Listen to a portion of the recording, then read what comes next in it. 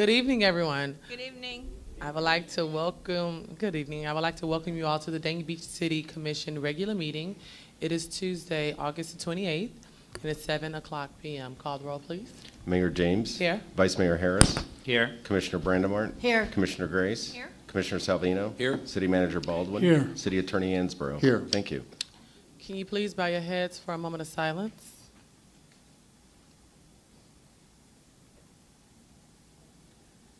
Thank you, and can you please stand for the pledge?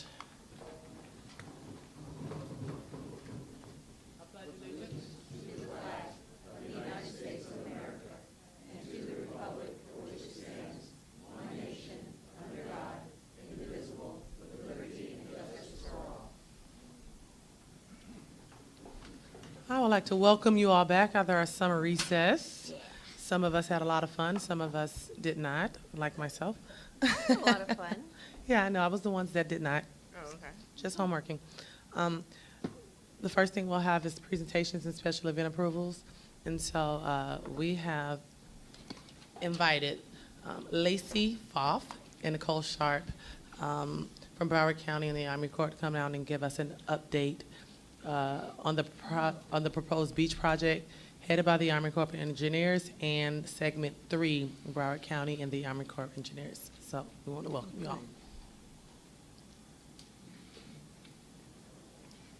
Good evening, Mayor and Commissioners. Good Thanks for having evening. us here this evening. Good evening. We'll be first discussing All the right. Segment 3 project, which is the county's portion of the beach restoration project, and then the emergency project, which the Corps of Engineers, which will be pretty much undertaking within the next year or so, the immediate response. So currently the Segment 3 larger project, which has been in the planning stages for about 2 to 3 years right now, we've put a contractor under contract on June 12th, so now we're moving ahead with field studies. So we have to go out and survey the reefs, survey the beach conditions, and we'll use that information to put forward in the permits. So right now we're in the very preliminary stages of it. There's no definitive plan, there's no volumes yet, but we should in the next couple months start seeing them come to fruition. And then we'll be able to start having stakeholder workshops with all the local municipalities and get them on board with what we're hoping to move forward with and start giving estimates of cost, volume, schedule. So once we have that, we'll be able to provide a lot more information, but we have started the initial phases of field work, which can be brought into the permitting and federal planning process. But in the interim, in response to Hurricane Irma, we have the Corps of Engineers coming in with some of the post-storm funding that came through the Jacksonville District, and they'll be placing sand on our beaches in the immediate future as a smaller Band-Aid until we can do the larger project. Thank you all. Again, I'm Lacey Foff. I'm project manager for the U.S. Army Corps of Engineers. And like Nicole said, we work hand in hand. They're working on the full project. We are also working pretty much doing the same thing. We're sharing work. We're working together. But because we were approved, lucky enough to be approved for what we call supplemental funding, and this is funding that is 100% federal. So usually when we partner with counties or cities, there's a cost share involved. Because these are emergency funds from Hurricane Irma, some were from Matthew, this will be at 100% federal cost. So I'm going to tell you a little bit today about what we're doing. Because this is an emergency, we need to do this quickly. And in order for us to do this quickly, we need to ask for your help and consideration in moving this along. So let me figure this out here. Okay, so a little bit about this Segment 2 project. So what I have now is the current plan, and that's what we're looking to do this year. We are doing what we call a truck haul project, which means we ship sand from an upland mine and place it on the beach at different locations, and I'll go through a map as to where we're going to access. This was done in north of here in Segment 2 in 2013 by the Corps of Engineers, and then again in 2015-16 by Broward County, and very successful. The sand that we get is good quality sand, not a lot of fines. It's easy to maneuver. It worked well with the high traffic conditions with a lot of development, so it was good success there. So again, I have construction type as a truck haul. We're going to place it on the beach, and it's above the mean high water level, which means it will not go out into the water. When we're done, we're not going to make the beach fatter, but we will put more sand into the system, and it will give a more gradual slope. You won't see the escarpments like you see now, so it'll be a better product. We're getting the full, what I'll say, fatter beaches in the permanent plan. Right now, we're looking at 125,000 cubic yards, and that is stretching from the full project, which is in the state park north of here into Hollywood and Hallandale. We are restricted to be able to construct only in November through April. That's why we're in a hurry. We're trying to beat the clock to be able to get out there before the April time period goes. So that means we would advertise for a contract in October of 2018. Obviously, we're busy right now. Award at the end of this year, and construction would start in January. So we must be complete by April the 20th. April the 30th, to be able to get off the beach, so turtle season would kick in. Now, the future plan, that's what Nicole talked a little bit about, and that's where we want to do the full project, and it is still under final approval up at our headquarters level, and we are targeting construction in 2020. So stop me with any questions if you have them. Okay, I have a question. Yes. If you can go back to the other slide, or maybe it wasn't on okay, completed by April the 30th. Can you go over the schedule, or if it's in here, I'm not sure if it's in your staff report, on the what time different parts of the beach will be closed and will not be able to be accessed by our tourists and our residents and everyone that's visiting us? That is what the contractor would set up once they get under contract.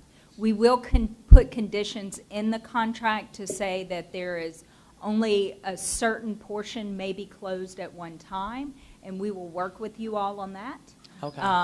But as far as when they're going to place where, we wait for the contractor to get on board, because production rates are different for each contractor. The way they approach the project could be different. Okay. So we wait to work with them on that. Okay. All right, so what do we need? And this would be, because this is a project that we partner with Broward County, this is what we would ask Broward County for, and Broward County would in turn ask for your help with this, is real estate access. We need easements to put the sand on the beach. Nicole actually did her homework. It looks like we're pretty good, that easements are available. We need access. I know that we walked the beach together and we talked about different areas where trucks could come on and off the beach. Sure. We're working on the legality of what the language needs to look like to make sure that we have that. We would also need staging areas, possibly in the park, but that is usually something that the contractor would reach out directly to the city to coordinate, but you could set apart an area, possibly with cones or fencing, so they'd have a place to work. So another thing is communication, especially in these high residential areas. This is the season where you get an influx of tourists, that communication is the key. Y'all have the best ear to the ground. We're happy to field calls and answer questions, but you know your constituents and what is important to them, so it's very helpful if y'all help us communicating to them, any press releases or talking to folks. All right, so here's the plan, and I'm sorry, the scale of this is pretty tough. You can see the pier is right here, and if you see the line, the black line with the little triangles that go down, that is where the sand placement starts, okay? And I put big green arrows to say those are areas where we desire to have access for our contractors to get onto the beach. And I can share these with you. I can email this to y'all so you can see this a little bit better. And going down the beach and at the southernmost green arrow, I believe, is where it goes into the city of Hollywood. But above there, that would all be beach placement, and there would be the access needed right along the beach. I forgot, there's a building right there. It was right beside there. I forgot the name of the building. But Was it, was it a residential building, or are you No, talking no, about the buil- restaurant? I think, not the restaurant, it was south of the restaurant. There was a some The municipal the building, I'm residential sorry. building is in Hollywood? What is it called? The No, condominium? no, no, we were still at the park. That's in Hollywood, though. It's, The restrooms. The restrooms, that building. Okay. I knew it was a municipal building. Sorry, I didn't know what was in there. So there was another access needed at the south, but that's in Hollywood, so we would reach out to them for that. Okay. So there would be also staging areas needed in the park, like I said. It doesn't necessarily have to be a set place, but if the contractor could coordinate with you on that. So just to be forthcoming, it's a wonderful gift that we have funds that we're able to put towards this to get the necessary flood risk reduction to your city, but there's going to be some challenges while construction is going on. Because this is highly residential, it's hard for us because there's limited construction access, so it takes a little bit longer. We have to work within things. There could be some challenges with timing, again, because it's tourist season, so we just ask for everyone's patience and understanding. What to expect. If you can see right here, here's some pictures of the segment 2 placement that we have, and you see there's trucks along there, along the road, there's increased traffic. You will expect to see some barricades, some traffic delays. We have to close periodic accesses. It's usually not more than 1 or 2 at a time. And then there will be increased noise. There will be daytime construction only, and we try to limit the beach closings. Question. Mm-hmm. You said there will only be daytime construction. Will these trucks be placed on the beach at night, or where will the trucks be? Only for safety reasons, if there's no security out there to watch? Sure. And the contractor is completely responsible for all security of his equipment. Okay. So he would get a secure site. He would Okay. provide some kind of secure site, and that would be his responsibility, his or her responsibility to do Got so. it. So I guess the point I want to make, construction is complicated and communication is the key. So we hope to work with you in the future and helping this go smoothly. But like we said, it's an emergency, so we have to do it fast. So that's all I have, if anybody has any questions. Yes. When will you know if it is approved and when you can start this project?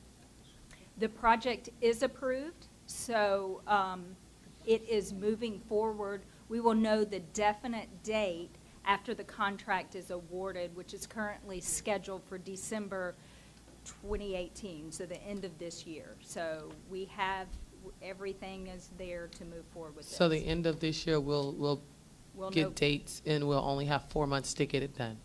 that you will, it will be moving forward. So as far as when they would be constructing in Dania Beach, we would know that in January.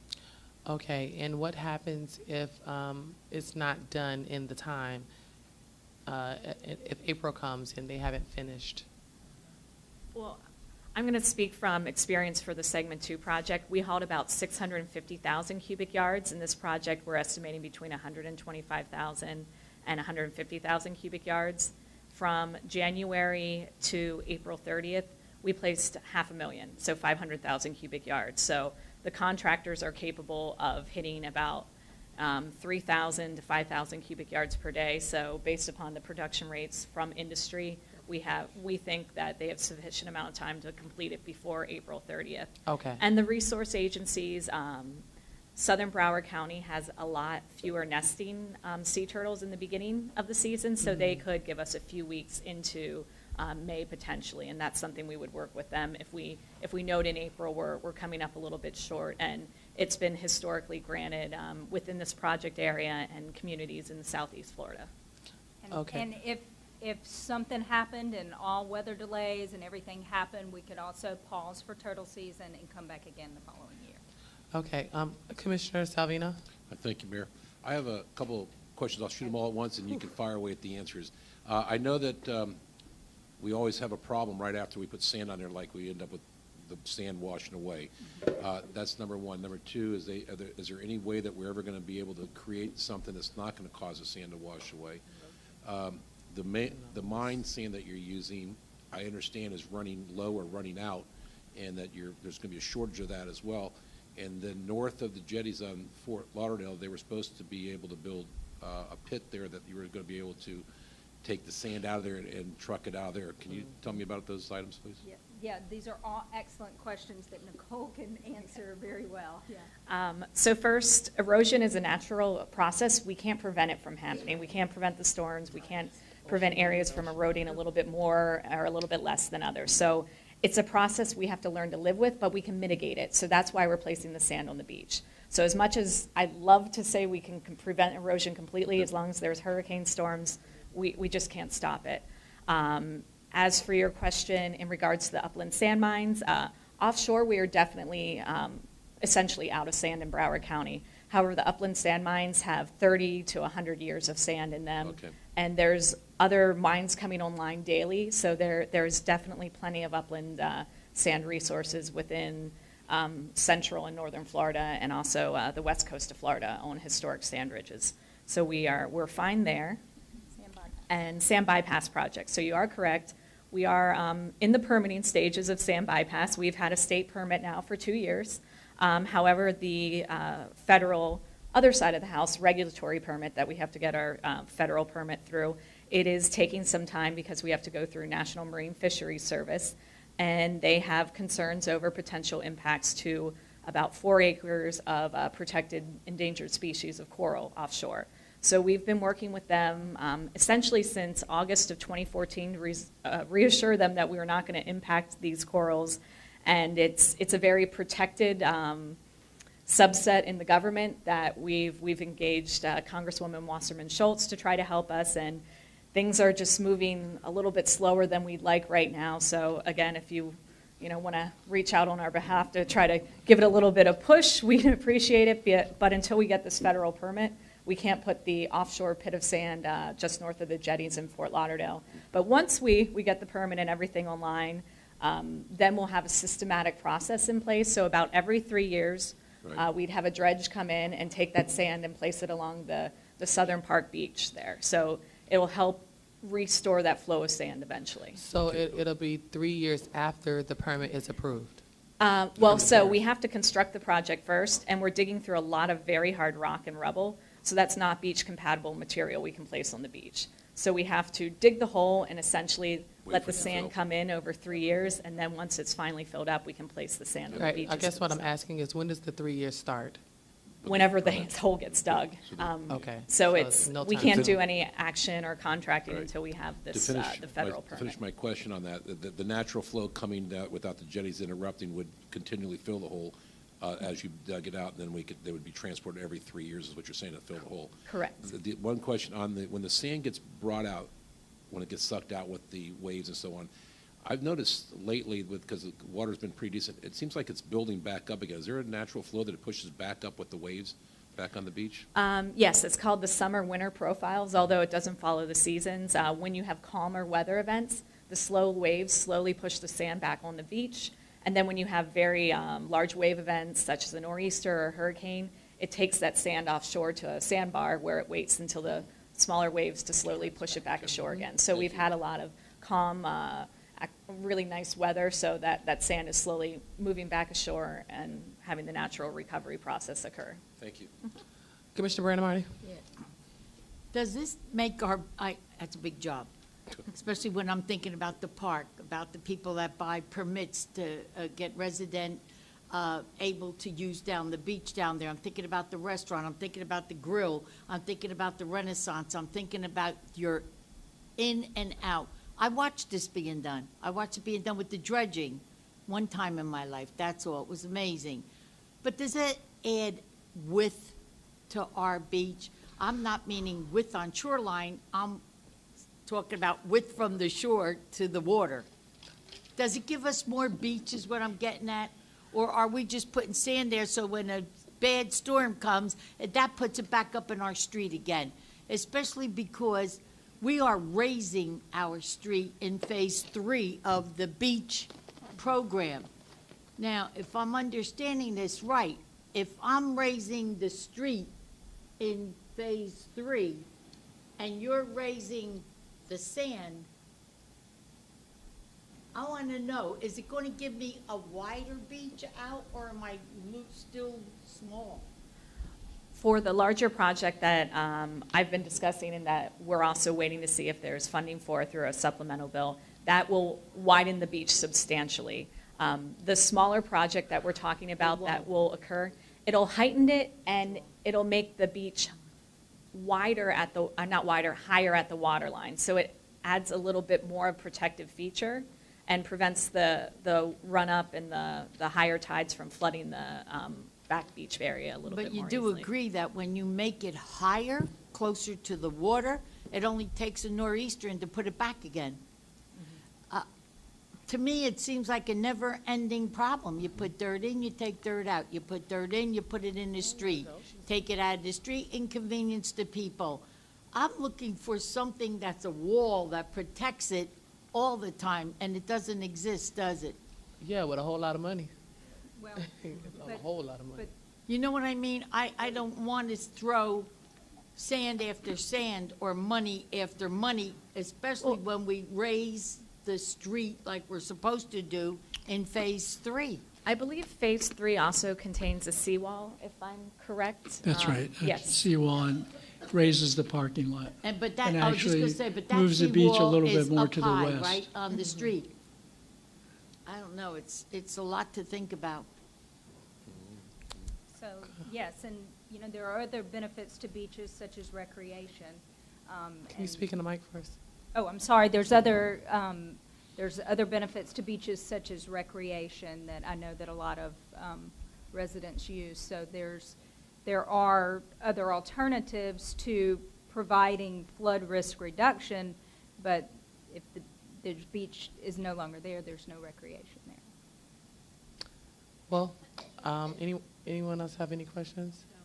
I just want to thank you all for, especially the walkthrough and educating me more on the beach and how everything works, and coming over here to discuss this with our residents who are here, because a lot of them have questions and they ask us questions and we don't know all the correct terminology and things to tell them. And so really appreciate you coming down and briefing us with this project. Thank you for your partnership. Thank you. Thank you. Proclamations, National Voters Registration Day. As you all know, this is the primaries today, and Vice Mayor Bill Harris is going to read parts of the proclamation. The Office of the Mayor from the City of Dania Beach, the proclamation is basically, in the interest of time, that I'm not going to read the whole thing, but just to let you know that the deadline for registering for the general election in 2018 is October the 9th. So if you know anyone who's not registered, who hasn't registered, a young person maybe voting for the first time, get them to register. I think it's our plan to have several registration events here at City Hall where we can get more people registered. We, as Americans, have to take seriously our responsibility to make our voices heard in the next election cycle. We encourage all citizens eligible to register to vote to do so and to vote in the 2018 election. Now, therefore, on behalf of the Dania Beach City Commission, I, Really? Tamara James. Tamara James. Mayor of the City of Dania Beach, do hereby proclaim this as National Voter Registration Day, September 25th, 2018, and it's your duty to vote. So I please, if you please, everybody register and vote on November the 8th. The 6th. Thanks, Vice Mayor. You're gonna be 2 days late. No, Yeah. ain't nobody going to vote on the 8th. Thank you. Please register to vote. Thank you, thank you. Voting is indeed very important, and thank you, Vice Mayor, for that proclamation. Who gets this? Who's gonna give it to y'all? That's All right. I'm sorry, Commissioner Grace. I just want to stress to you that I was at the 12 polling places that we have in the city of Dania Beach. I volunteered 7 hours this morning, passing out water, food to those people that volunteered their times, to the candidates that are running for office. And if you didn't vote, shame on you. I'm serious when I say that. Most of the polling places were very slow. We had 2 that were really flourished. The Lions Club was doing exceptionally well. Regardless to what you think about the political screen, it starts locally. And if you don't value your taxes, your millage rates, your water bill, your electric bill, the utilities, then you are not protecting your family as you should. And this is all part of the voting cycle. So I was disappointed that we had a low turnout, but I'm hoping that it's because most of you early voted or you did absentees. And so our prediction was probably about 37%, and that's going high. I don't think it's going to get to 37%, but one of the things that was asked of me, and I'm going to ask the city manager to take a look at this, is that I was asked whether the city of Dania Beach can be a early voting polling place for November 6th. There was a lot of chaos at the Hollywood Library, and people were dissatisfied with the way it was ran. And if you can get with Brenda Snipes and her people, and of course yourself and staff, and see whether we can move one of the early voting sites to the city of Dania Beach here at City Hall. Okay. Vice Mayor. I received the same call from some of the candidates that the atmosphere at the Hollywood Branch Library was not conducive to grassroots campaigning. So if we could maybe look at either Frost Park or the City Hall here, because City Hall, we have the parking garage, we certainly have the space and the location, so I'm not sure what is involved in that, but we should definitely look at it and get going on that. Commissioner Brandon Marty. Yeah, I believe we did have it here at one time, and I can't remember the reason why they then took us out of the mix, if anybody knows. I don't know. But we did, we had it right here at City Hall. Okay. David? All right. Sorry. Citizens' comments. When you are called, please state your name and address for the record. And you will have 3 minutes. Is the timer? And your timer's up there. Patricia Chuckerman. Pat Chuckerman, this is what I know you as. Please state your name and address for the record. Patricia Chuckerman, 545 Southeast 4th Court, Dania Beach. So I'm here to speak about vacation rentals. I've taken the liberty to print out a copy of the ordinance that was passed in 2011, and I've highlighted some of the concerns that we have about it. After speaking with several of my neighbors who are going through just really bad situations, I understand right now we have 177 Airbnb, VRBO, which is vacation rental by owner, HomeAway in Dania Beach. So Dania Beach is not collecting any money.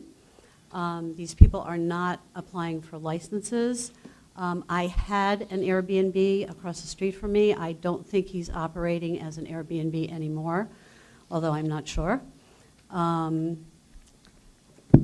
What I'm requesting from the commissioners is to set up a workshop with the city of Fort Lauderdale to find out how they are implementing their laws and rules and how they're funding it.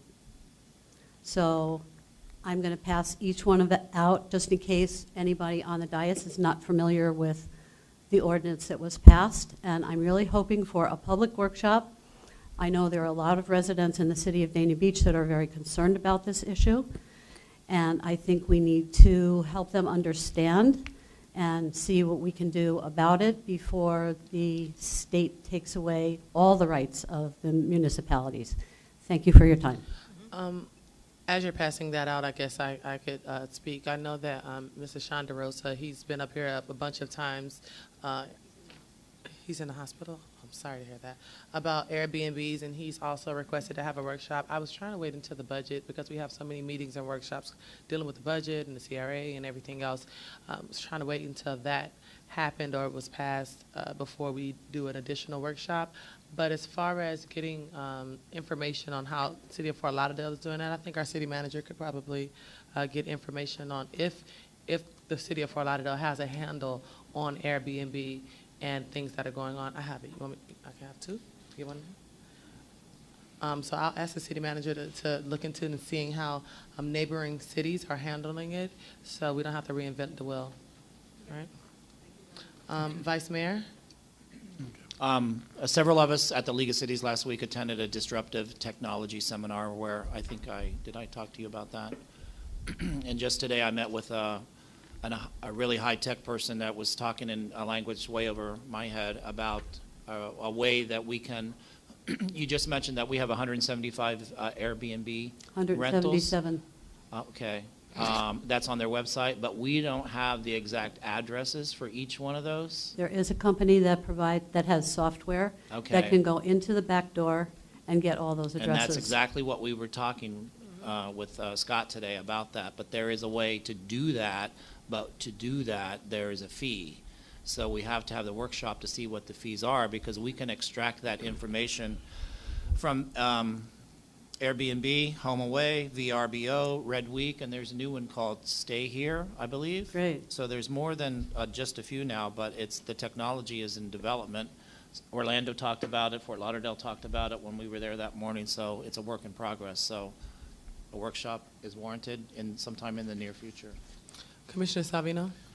Bill Vice Mayor pretty much covered what I was going to say. When we were at the Leagues of Cities, we addressed, there was a topic on Wednesday morning before the Leagues of Cities started. We were there for this exact situation. It was like a 5-hour meeting, and there's a lot of problems with making certain rules because state rule is on it, and that's why you see a sign center that says home rule. That's why we have to work on that, because there's a lot of things that we have to do, and we have to go through the city attorney to make sure we don't violate any of those rules, because it could create a problem. But the workshop can create just like you said, we can start, signing them up and charging fees and stuff like that. But the regulating them is going to be a little tougher than we would like. But it'll come out in the workshop what the rules are.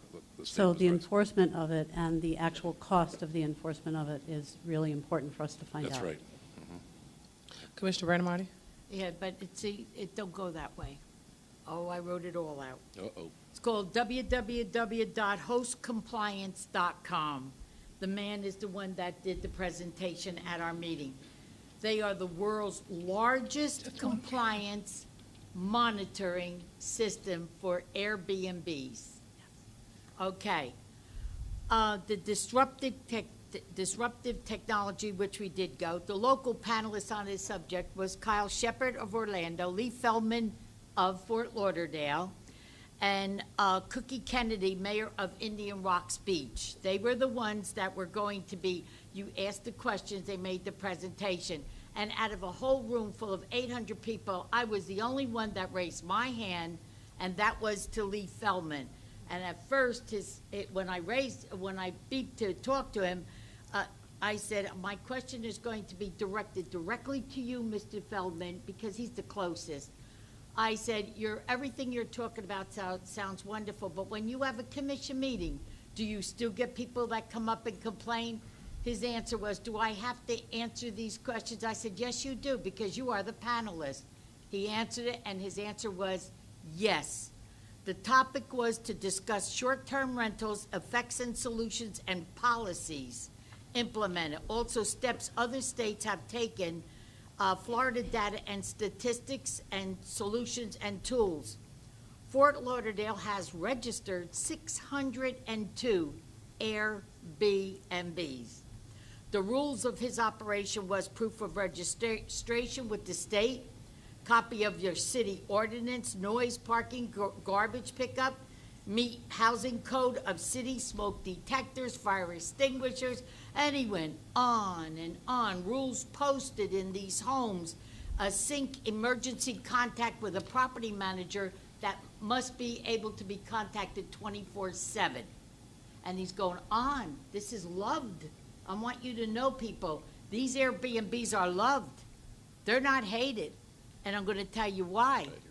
They took a survey of tourists. Tourists will not even be bothered going to a city that doesn't have Uber or Airbnbs. Florida Department, I asked Mr. Feldman how he is enforcing all these rules. Here it is. Are you ready? 2 men are assigned to check on these rentals. I asked him if he had a line item in his budget to pay for these positions. He stated that they're paid for with the money that is collected when a person that's running an Airbnb registers. So the registration fee would pay for 2 gentlemen. That's how they do it.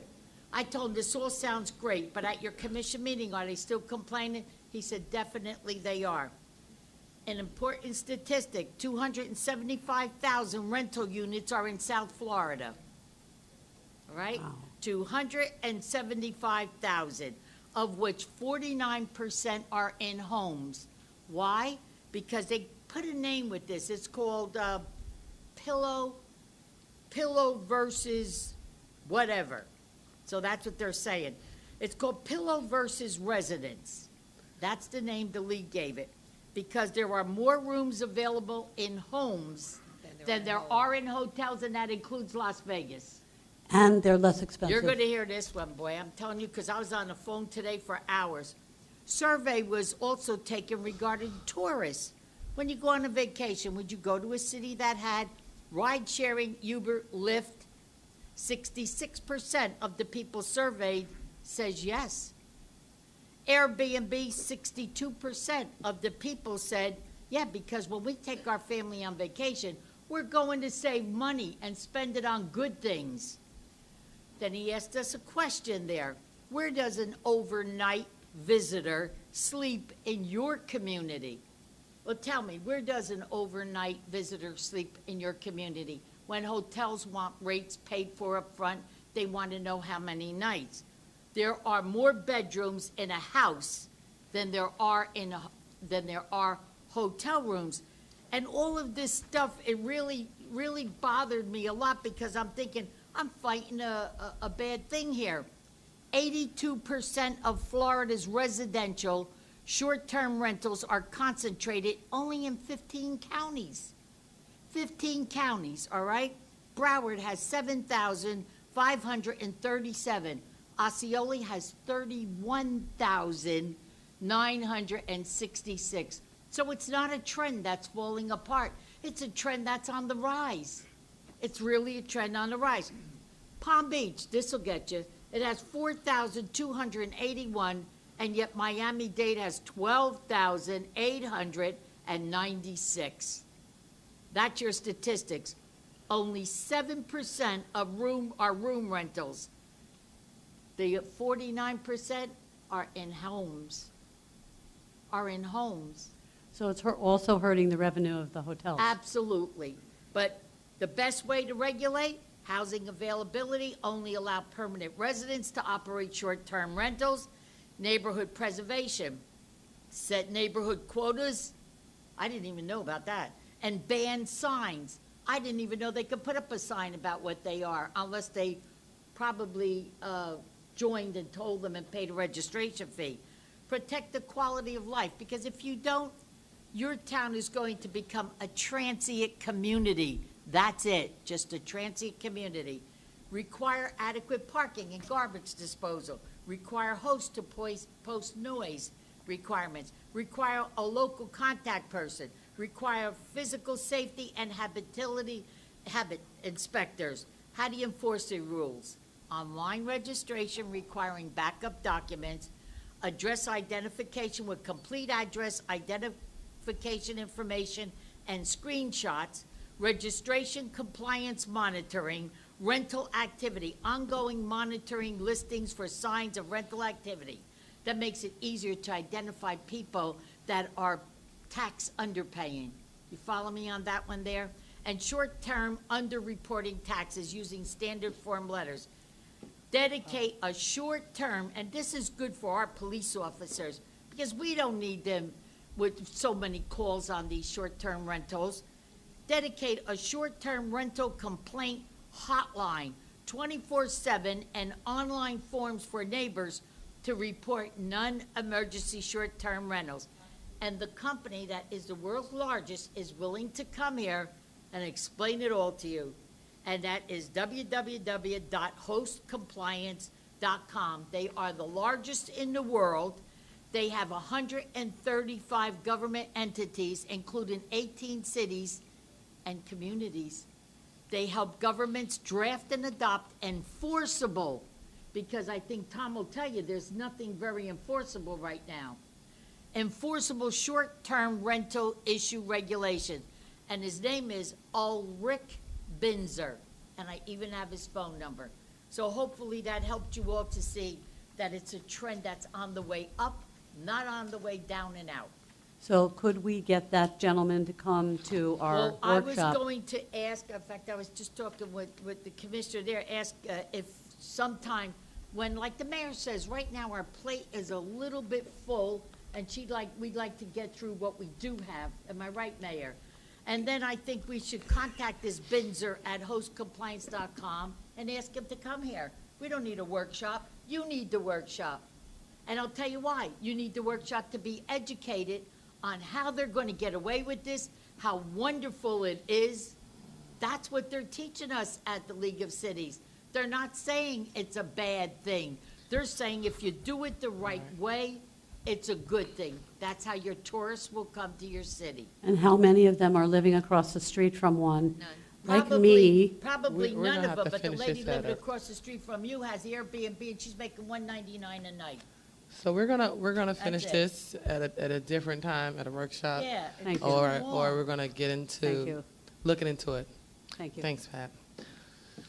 Commissioner Grace, you forgot, I forgot mine. I know what's going on. Mr. Binzer. David Simonetta? Great report, Chicky. Hello, David Simonetta, 4641 Southwest 42nd Avenue. Hello, everybody. Good evening. I wanted to say thank you for adding the straw ordinance to the tonight, by the way. I wanted to bring something to your attention, and I read something about an article about the city is hiring somebody to clean the beaches, the actual company that's cleaning the beaches to dig the seaweed under the sand. I don't, has that been It's out for awarded? bid. It's out for bid. Okay, I was hoping that, not to add something additional onto your plate, but what I'm finding every Saturday when my wife and I clean the beach is that there's small bits of plastic about this big, and when the tractor goes over them, it breaks them up into smaller pieces, and there's then microplastics. And I'm asking if the bid could include somebody going along and cleaning the beach and picking up the plastic before it's dug underneath the sand. Does that make sense to everybody? The bid is already out. That's something that we have a new Parks and Recreation Director will be We introducing. may be it able to add something to it and require it. It just We'll- makes we'll sense, look at that's it. all. Just throw it out there. So I'm going to introduce everyone to our new Parks Director, Eric Brown. Raise your hand, stand up. This is Mr. Eric Brown. He brings to us 31 years of experience from the city of Hollywood, and we want to welcome him to the city of Dania Beach and to our commission meeting. So anything that you have in regards to the seaweed and how it's being planted in the ground and all of the other stuff, Yeah. it would go through Mr. Brown. Okay, great. And I wanted to just say one thing. Commissioner Brandy Mark, there was actually, if you look in Europe, there's quite a few places that actually have, there's I'm having a senior moment here. That's okay. I have it every day. There's jetties, there's actual round jetties that go out and naturally build a beach. That's the long-term solution, Yes. okay? But it's very, very expensive, and I think that is the long-term solution, by the We way. need So a just, long-term. okay, thank you. Thank you. Catherine Uden? Uden?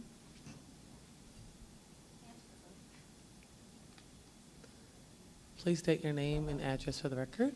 You have 3 minutes. My name is Catherine Uden, 1120 Lion Tree Street, Hollywood, Florida. I'm the current chair of Surfrider Foundation Broward chapter. Thank you for putting the plastic ordinance on the meeting agenda and making another important move to protect our environment. What difference is one plastic straw going to make? Said 330 million people. Most people know about the devastating effects of plastic in our oceans, and people will often say, well, if you just throw the straw in the trash can where it belongs, there wouldn't be a problem.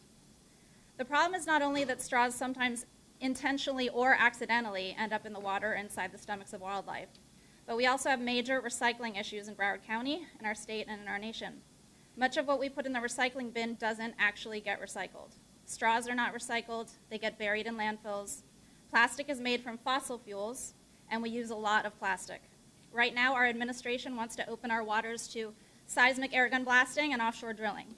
Do we really need more oil?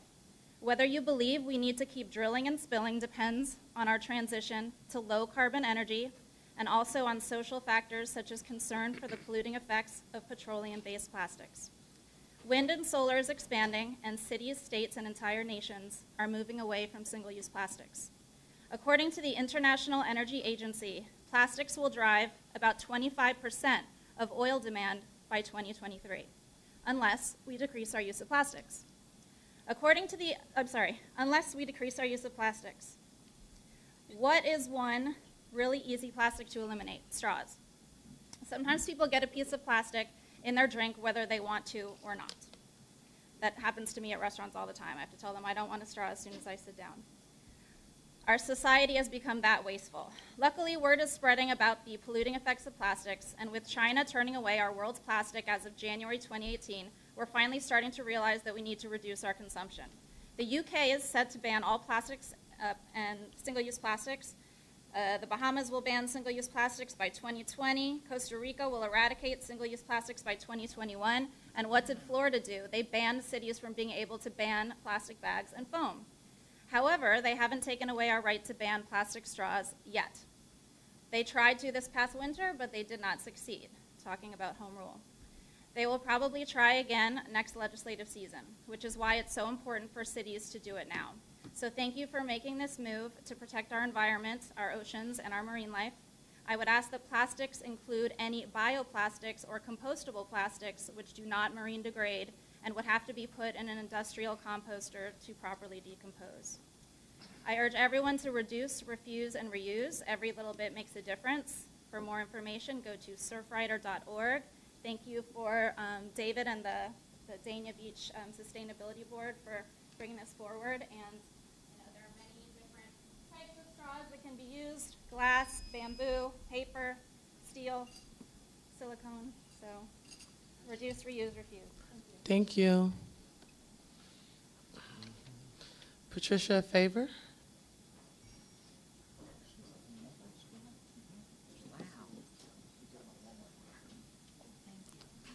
Please state your name and address for the record, and you have 3 minutes. Good evening.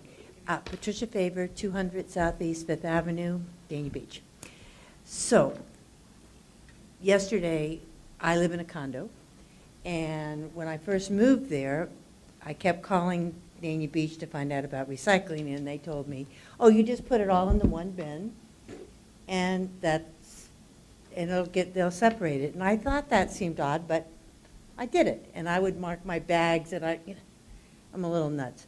But the bottom line is that my condo association finally started to recycle, and we had an account with Republic, I think. Anyways, yesterday, my condo did away with recycling. And so and the way that we get around it is because they say we're a commercial enterprise. But we need to be recycling, and we need to be recycling and keeping the recycling clean so that it will indeed get recycled. So I went to City Hall today to find out if we had a central location where people that don't have it picked up from the city could come and bring their recycling, and we don't.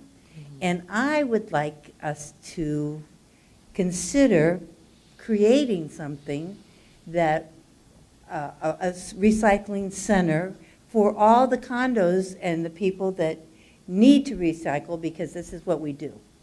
And if there is any way, shape, or form that I could be instrumental in helping that happen and move it forward, I would be delighted, and hopefully you can take it into consideration.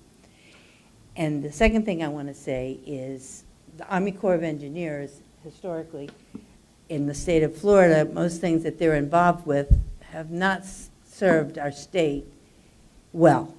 So before we partner up with them, I mean, this looks like a gift that they're giving us, and we hate to turn away a gift, but we should also make sure that the gift doesn't have any strings attached, along with what you were saying. So get us a recycling center, and be careful with the Army Corps of Engineers, and thank you for your time. I would venture off to advise you to go to one of the Green Advisory Board meetings and maybe get with them and, excuse me? Oh, Pat Chuckerman is the chair of the Green Advisory Board, and to get with them and to maybe come to us with some type of a presentation or a recommendation, something that is feasible, or just some ideas of what you all would like to see. Okay. Thank you. Thank you. Chelsea Krebs. Just a couple. Hi. Hi. I'm Captain Chelsea Krebs, 1548 Southeast 12 Court, Fort Lauderdale. I'm a resident of Fort Lauderdale, but as a kayaker, I count on Dania Beach for your beautiful and I think Aw. superior waterways in many ways. And that's why I'm here tonight to support your proposed ban on the plastic drinking straws. For a long time, I've gone to restaurants and bars, and I always ask my server, no straw, please. But now whole cities like Seattle and San Francisco, companies like Starbucks and American Airlines. I read today that Queen Elizabeth are banning plastic straws altogether just because they're so bad for the environment. I see the effects of plastic straws as a volunteer at the South Florida Wildlife Center and as a Parks Department employee. Mostly I see them at the beach when I'm kayaking. And I know a single straw doesn't seem so bad, but thousands of them that end up in the storm drains and in the ocean are serious pollution. And as you know, it only takes one to inflict terrible suffering on animals, like the sea turtle on YouTube. You've seen him with the straw in his nose. And I'm not suggesting that you ban straws because people like drinking from straws. I do. But businesses can just as easily use paper straws that biodegrade. An item that you only use once and for a few minutes and then throw away doesn't need to be made of plastic that's going to last for years and years. So switching from plastic straws to paper ones is a tiny change that would make such a huge difference. So I hope you'll vote to ban plastic straws here in Dania Beach. Thank you. Thank you. Oh, that's it.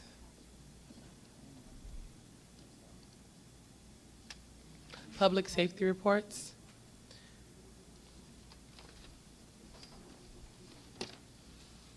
Good evening, Mayor, Vice Mayor, Commissioners. Good Welcome evening. back. Our crime trends continue to be unlocked vehicles. Southeast section and northeast section being the highest numbers. They're not that high.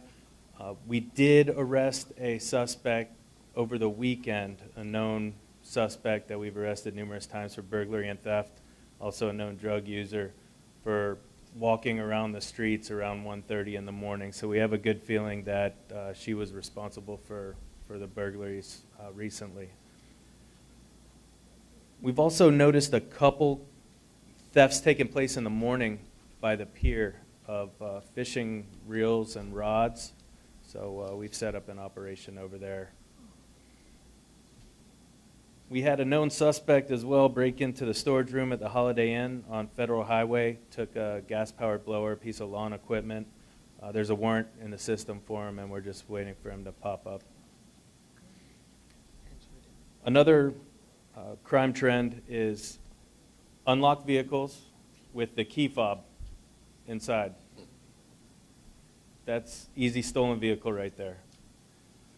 We recovered one in Tamarack the other morning. 4 people were inside the vehicle. The suspect admitted he was a drug user, the driver of the vehicle, and that he had just purchased it in Pompano Beach for $30. Wow. So if it's an easy target, key fob, and an unlocked vehicle, why not sell it at a good price? Recently, in response to several complaints from residents about Chesterbird Park, we worked with the city manager, Parks and Rec, and Public Services to address the lighting, trees being trimmed along the gate as well as in the park, an increase in signage and trespass signs, change the fencing. Current fencing is too easy to climb over there. We're looking at securing and locking down benches and securing and locking the gates at night. So a lot of these take a little time, but we're holding roll calls in the morning hours and at night. We made several arrests for ordinance violations over there, and we're getting a good response back from the community in that area. Don't forget, October 31st is when BSO holds their National Night Out in conjunction with Parks and Rec and the annual Fall Festival. October 31st, 5 p.m. to 8 p.m. That concludes my report. Does anybody have any issues? I do. I understand that Parks and Rec, they hire detail for the football games that happen at CW Thomas Park, and I know I spoke with you about adding, just making sure that some of your officers are showing their face during practices, because we've had a few instances with individuals and that we don't want staff to have to interact with them. However, I will ask, when we are having those games, that you send someone that can relate to the people in that area and that are not looking to just ticket or nitpick with the people that are living there, more so to maybe educate them, because I know a couple of weeks ago there was an incident, and I just feel like it could have been it could have been handled in a way to where there wasn't an arrest and there wasn't that type of situation with a little more communication with officers that really can relate to the area that they're serving and are not looking to just have their binoculars on and look for any little small violation to arrest someone, because in essence everyone is out there to see these kids play football, and the last thing we want to see is a million police officers in a heightened situation that could have been avoided. So I just ask that we continue to have community policing, especially during these type of events and in these areas, so we can strengthen the relationship we have between the police officers and our community. Commissioner Grace. On the other hand, I certainly want to thank you and thank the city manager for stepping up the security that we've been having at the football games. I also want to thank you for having police officers come when they are having practice. It is very disheartening for me to have the children practicing on one end and them shooting dice on the other end. So I truly appreciate the presence. We have to work together as a community to make sure that we keep our children safe. There is too much happening today for us not to be on top of this. And it's not as though this is a problem that started yesterday. I've been complaining about this for at least 10 years now, and I'm just getting some type of relief in the last year. So I understand what the mayor is saying, and she is correct. We need to respect each other when we're doing these type of things. But some of these people are repeated offenders that does it often. No, I'm with you. And they get away with it, you know, and they have lack of respect for my children. Those children are our future leaders, and I don't want them to look at the people on the other end as being their leaders when I know that we can do a lot better. I truly do.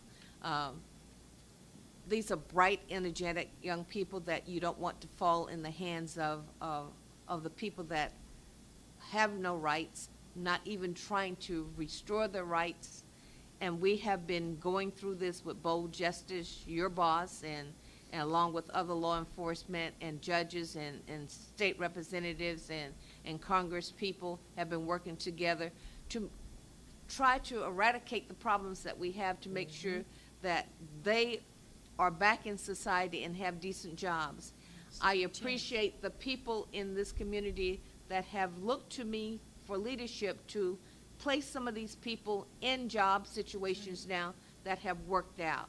So I can't tolerate them blocking up the street, and I can't tolerate them doing things unsavory like gambling and having their trunks open and passing out beer and liquor. I'm not with it 100%.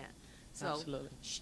she is doing a phenomenal job with our children, and she reminds me a little bit of the younger version of Bobby H. Grace, but you knew it was coming, yes. But, you know, we have to be on one accord, and at my tender age of 37 right now, I just want to have things work a little bit differently. Thank you. Thank you. Oh, Vice Mayor, sorry. Chief, last year when we did the National Walk to School event at Collins Elementary, the National Walk to School sponsored program by the Broward Public Schools and the MPO is Wednesday, October the 10th. If you can, like we did last year, we did the Walk to School program, and then we did what did we do? A backpack giveaway after that? Yes, I believe so. Okay, so, you know, October the 10th, Wednesday, about 7:30 in the morning, I'll be out there with some others.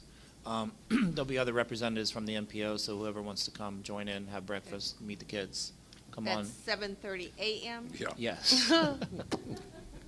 That's what time we go to bed. We'll stretch that to 7:45 just for you. Well, we got to get kids in on time, and this is the way to do it, so thank you, Chief. Thank you, Chief. Thank you, Chief. Good job, Chief. Hello. Good evening. Good evening Good to all. evening. Sean Brown with BSO Fire Rescue. I don't have anything to report on this evening, unless you all have anything for me. No. Okay. Just want to remind you that you did receive the invitation, well, you can tell I was up at 6 this morning, right? From the Northwest Bird Point Civic Association for our meeting to give us some updates on this year's preparation for storms and hurricanes. Yes. Okay? We'll be there. Thanks, Sean. Have a good night. Consent agenda. Do we have any pulls? Make a motion. With the pull, Second. 7.9 is an ordinance I have to read separately. And I wanted to Exception pull 7.9. 7.9. Just to speak, I just wanted to be on the same page. Motion to approve the consent agenda with the exception of 7.9. Do we have a second? Second. All in favor? Aye. Aye. The ordinance is an ordinance of the City Commission of the City of Dania Beach, Florida, amending Chapter 17 entitled Offenses Miscellaneous of the City Code of Ordinances to create Article 13, Prohibition of Distribution of Plastic Straws, providing for severability, providing for conflicts, further providing for an effective date. It's the first reading of this ordinance. The Commission, you'll need to give us a date you want this to begin. Typically, other cities that have done this have given the different facilities and restaurants, convenience stores, a period of between 3 and 6 months so they can change their vendors to get different straws. Okay. So whatever date you pick, 6 months or whatever before it becomes effective, but it gives an opportunity for us to communicate the ordinance to the people who it will be affecting.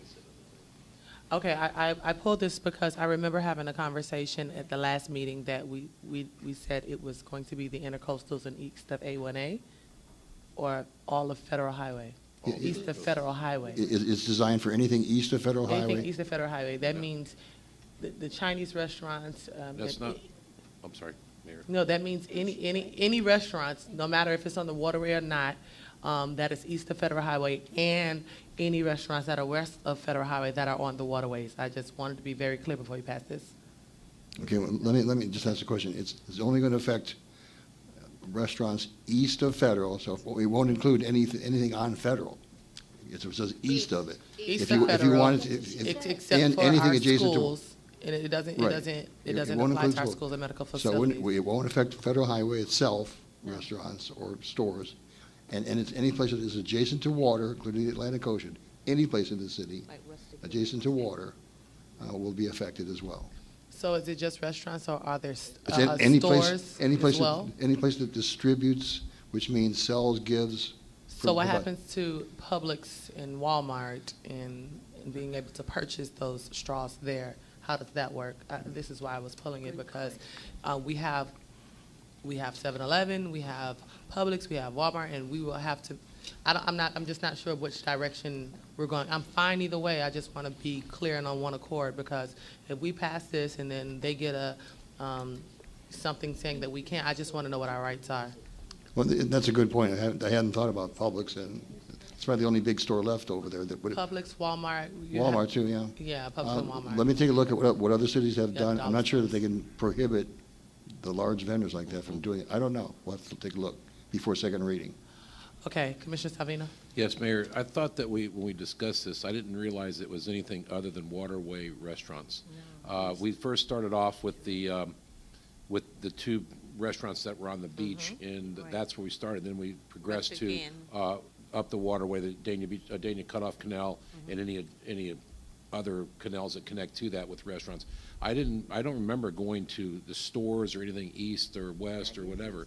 I thought it was just all waterways that were there. That's what I thought we had discussed. That's why I pulled it. Okay. And that's what I, and that's. If that's the intent of the commission, yeah. I can amend it before second reading. Yeah, I think that's. So what it we won't need to affect stay the is just stores. the waterways for right now, because until we review like Publix and stuff like that, I think you have a hard time pulling it off a national chain. I'm not sure how it works. Yeah, then you're probably right about that. Okay, I'm going to amend it for second reading to only apply to things adjacent to waterways anywhere in the city. That's right. Restaurants, whatever they are. Any restaurant that's adjacent, right? Okay, restaurants, Let's get a nightclubs. consensus of what everyone wants to do, because 2 seconds ago, we were all okay with passing this. I just want to make sure everybody is on the same page. Well, I knew he was going to read that. Commissioner Brandon Marty? Yeah, what does that mean by persons who are disabled That can you have can- a plastic straw? I'm seeing service dogs all over the place. And, no, but I'm just saying that they're going in everywhere and eating off plates and everything else in restaurants in Las Olas, I see it. So what do they gotta do, carry a card? I don't understand what it says, persons who are disabled No, it's very who strict. need such straws are also exempted. I don't understand that. It's going to have to be a case-by-case basis, you know. Poor code enforcement. Well, I mean, I don't think anyone It's is going to it's not the call somebody person. drinking a It's for straw. the people that distribute to the person who requests it.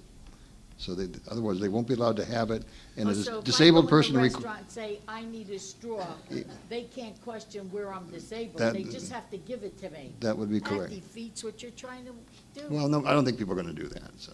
It is defeating it. Everybody's gonna say, I need a plastic straw. It won't be available, that's the point. This needs Other homework. than, The mayor's right. This needs an awful lot of homework, because it's saying exemptions will be prepackaged drinks. Capri Sun. Yeah, those are the juice boxes where they have straw attached to it. Medical and dental facilities, that cracks me up, because to the mayor's point, right across the street is a big dental facility, and they use tons of plastic there. If So we- you can't tell them not to use it. If we do what Commissioner Salvino says, it won't So- affect any of these things. Oh, So what okay. we. It'll so only what we- affect restaurants. So what we originally discussed last week, the last commission meeting, was just the restaurants. Yes. But then when I went into detail and read this ordinance, it said all east of US 1. So. From the Midlands. No, so I just wanted to make sure that we understood what we were voting on before we vote on it, Bring because. it back Thank you. for Thank you. ticket, Tom. So we need to get direction from everybody, or a consensus of what we really want this ban to say. If y'all want to ban it all in the city of Dania Beach, For ticket and bring it back. tweak it until what? Well, So we could- or do we want it just restaurants? Do we want to include the stores? Do we want to, what do we want? You gotta Up start to from us. somewhere in order to start this, but Restaurants. like I say, the dental place over here, they only use plastic. Why would you? So do you all want to just do it at the restaurants for now? Mayor, I agree with that. I think that you're right, that we Yeah. should do it for the restaurants for now, and start there like they're doing in Hollywood. I think they're, am I right, ma'am? If it's Yes, yes, she- it's she'll if tell it's you. a movement, I think that we have to get our residents accustomed to certain things, Sure. and then gradually change things instead of Agreeable. changing I agree. so much at one time, because we're going to get a lot of hate mail. Yeah, but this will be restaurants adjacent to water only, right? That's right. Correct. Okay, that's what all, Yes, it'll for say now. that. Now, And how much yeah. time are you going to give You them? can to always, perform? that's the next question I have. How much time do you want to give So them? you want to give them 3 3 months? months? 6 months. That's too long, Marco. Okay, well, that's just my opinion. Pick what you want. They Okay. can't learn in 3 months. So they have what, to learn in what is your, 6. what is your opinion, Vice Mayor? Since we're almost in September, I would do it by the end of the year. That would give them 3 months to Just use 4 their months. supply 4 and then months. start in the new year. September, October, November, so it's 4 months. Okay. So by the end of the year, Yeah. what do you, Commissioner Brandon Marty? Sure, like he said, they Sure. By the give end them of the a year? chance to use up Okay. their Commissioner Grace, stuff. by the end of the year? Okay. For January 1 of next year. Okay. Same thing, okay. Vice Mayor, It'll your come light back is second on. reading. That's it? All right. That was good. So do we have a, so we don't need a motion or We don't need anything a on that, right? motion, because it's gonna bring it back. We do need a motion to bring it back Oh, you do? as amended for So second moved. reading. So moved. All in favor? Aye. Okay. Let's go to public hearings. One, even though this will be deferred again to the 9/11 meeting, I will read it in case anybody is here. It's an ordinance of the City Commission of the City of Dania Beach, Florida, amending Section 27-4 of the City Code of Ordinances dealing with procedures on change of ownership or occupancy of premises, amending Article 27-6 of the code dealing with authority and grounds for discontinuance of service, amending and renaming Section 27-9, such section as cross-connection control and backflow prevention of the City Code of Ordinances, amending 27-20 of the code of dealing with the turning on and shutting off of service connections, providing for severability, providing for conflicts, further providing for an effective date. It's a second reading. It was continued from the July 24th commission meeting, and we're asking that you can defer it again till September 11th for a couple more changes that need to be worked out. So, unless there's anybody here for a public This is a comment. public hearing. Anyone to speak for or against this? Do we have a motion to continue this to September 11th? So moved. Second. All in favor? Aye. Anyone opposed? 9.2, an ordinance of the City Commission of the City of Dania Beach, Florida, authorizing the expenditure of city funds exceeding $1 million for a C-51 reservoir capacity allocation agreement for services to be provided by Palm Beach Aggregates LLC, providing for severability, providing for conflicts, further providing for an effective date, second reading of that ordinance. This is a public hearing. Anyone to speak for or against this? Move the item. Second. All in favor? Aye. Anyone opposed? 9.3, an ordinance of the City Commission of the City of Dania Beach, Florida, amending Chapter 13 entitled Health and Sanitation of the City Code of Ordinances by creating Article 8 to be entitled Textile Recycling and Section 13-135 to be entitled Textile Recycling and Textile Recycling Collection Bins, providing for severability, further providing for an effective date. Second and final reading of this ordinance. There is one change in it. We've removed a provision that talks about other bins that would have to be removed from the city. There are no other bins or competitors to the new company, so that's being taken out. I think the commissioner has something she wants Yes. to add to it. Commissioner Brandon Marty? Yes. At the Florida League of Cities, you had a booth there. Am I right? All right. And I said we missed a golden opportunity, and I spoke to someone, I don't know if one of you were the guys there, about the fact that since we're looking into all these recycle bins, and you need people to man them with the counting, and I learned a lot from over there at the league. I was wondering if it was all possible. I said to the gentleman at the exhibit, could you please consider hiring from within our city? I saw what they do. I saw how the men go up there. They take out the bags, they count them, they separate them, they have a truck, they throw it in. And I think that it would be a good opportunity for some of our residents here to have a job. And I don't want to miss that opportunity since we're thinking, well, the second reading. And the gentleman says, absolutely, that was his answer. That was number one that I wanted to talk to you about. There is a second one. There's a wasp building a nest that I almost got stung today. I'm going to tell you where, Oakwood Plaza, Oakwood Boulevard. That one thing there, that's all. And I put my stuff in there, and he was right there, and it was not good. So I went in the trunk, and I got a thing and took the thing off there. But there's they got the long legs, a wasp nest at that one bin. I'm not educated. But on anyway, wasps. I don't know. please, we need you to incorporate some of our people in the city with those jobs. It's not a rocket scientist job. Would you consider it? All right. All right, good. Thank you. All right, this is a public hearing. Anyone to speak for or against this? Okay, well, I'll move the item. Second. All in favor? Aye. Anyone opposed? Good job.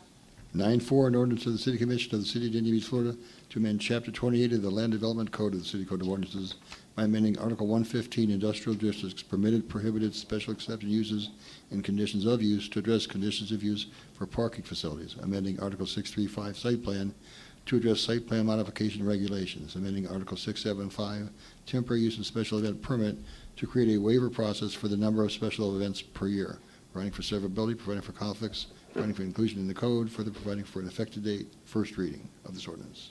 Good evening, Corinne LaJoy, Planning and Zoning Manager. This is a text amendment to the city's land development regulations. It is first reading. And there's two sections of the code that we're proposing an amendment to. As you know, this is an amendment to our Unified Land Development Regulations. There was a total rewrite in 2010. So this is just another amendment. The first amendment is actually regarding parking for vehicles. It was a previous amendment that was approved by the Commission in 2016. It was inadvertently written over due to slow codification at the Municipal Code Corporation, who codifies our codes, and we were doing so many amendments at the time that we mistakenly overrode it. So we passed it, but then we mistakenly struck it. So we're proposing to put it back, and it talks about, I think the applicant was Park and Fly at the time, to allow stacking of vehicles at their facility, right? So we're going to add that back in as it was previously approved. And then the second amendment is to allow the CRA and city-sponsored special events to exceed the maximum limit of 4 times per year as the code currently restricts. Now this amendment, what we're proposing is that if it's CRA or city-sponsored, they can have as many events as they want. This is similar language to special events in the PMUD and for pari-mutuels. So now we're going to allow the city and CRA initiative activities be as many times as a year, not limited to 4. Those are the two amendments for this for the land development regulations. Because it's in the land development regulations, it went to the Planning and Zoning Board last month, and they recommended approval of the amendments. Are there any questions of staff at this time? Commissioner Brandon Marty? Yeah. Corinne, Yes. I remember one time we were stacked with people in here complaining about these cars that get stacked because of how they're put up, that it made a lot of noise. This is not the same one. This is not stacking vertically, it's stacking- stacking tandem behind each other. Oh, okay. Yes. Oh, for a minute there, I No, was it's- thinking that other thing. We No. don't need all that again. Yeah, the hotel wanted to stack. Thank you. Vice Mayor? And because of the nature of the PMUD, they'll probably have monthly events or Well- holiday events, and there'll be more than 4 or 6 in a year because of the nature of the business. And Well, the mix. likely, the planned mixed-use development is Dania Point. It's the only property that has that. And, you know, they have that public plaza area, so I anticipate some programming to go with that. Yeah. Right. This is a public hearing. Anyone to speak for or against this? Move the item, Mayor. Second. Call the roll, please.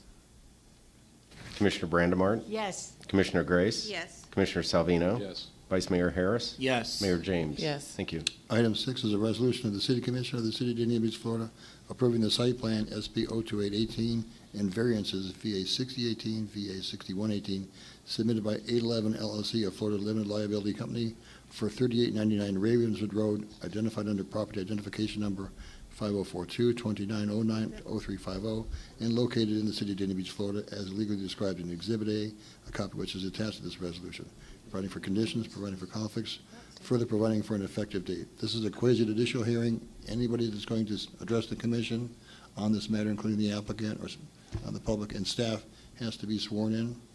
So anybody who's going to speak, would you please stand? Anybody from this, anybody else but you, Corinne, that's it? Yeah, they probably, Mayor. correct. Did we Did I skip miss one? 5, or we're I not did doing- skip one. I'll go back to that. Okay. You want to go back and do? I thought I was up too early, No, and I probably no, missed it. apparently it was me. Oh, okay. Just, let's go ahead and do it, so I already read it, and I'll go back. 9-5, right? I'll go back to 9.5 in a minute. It's going to come back to it.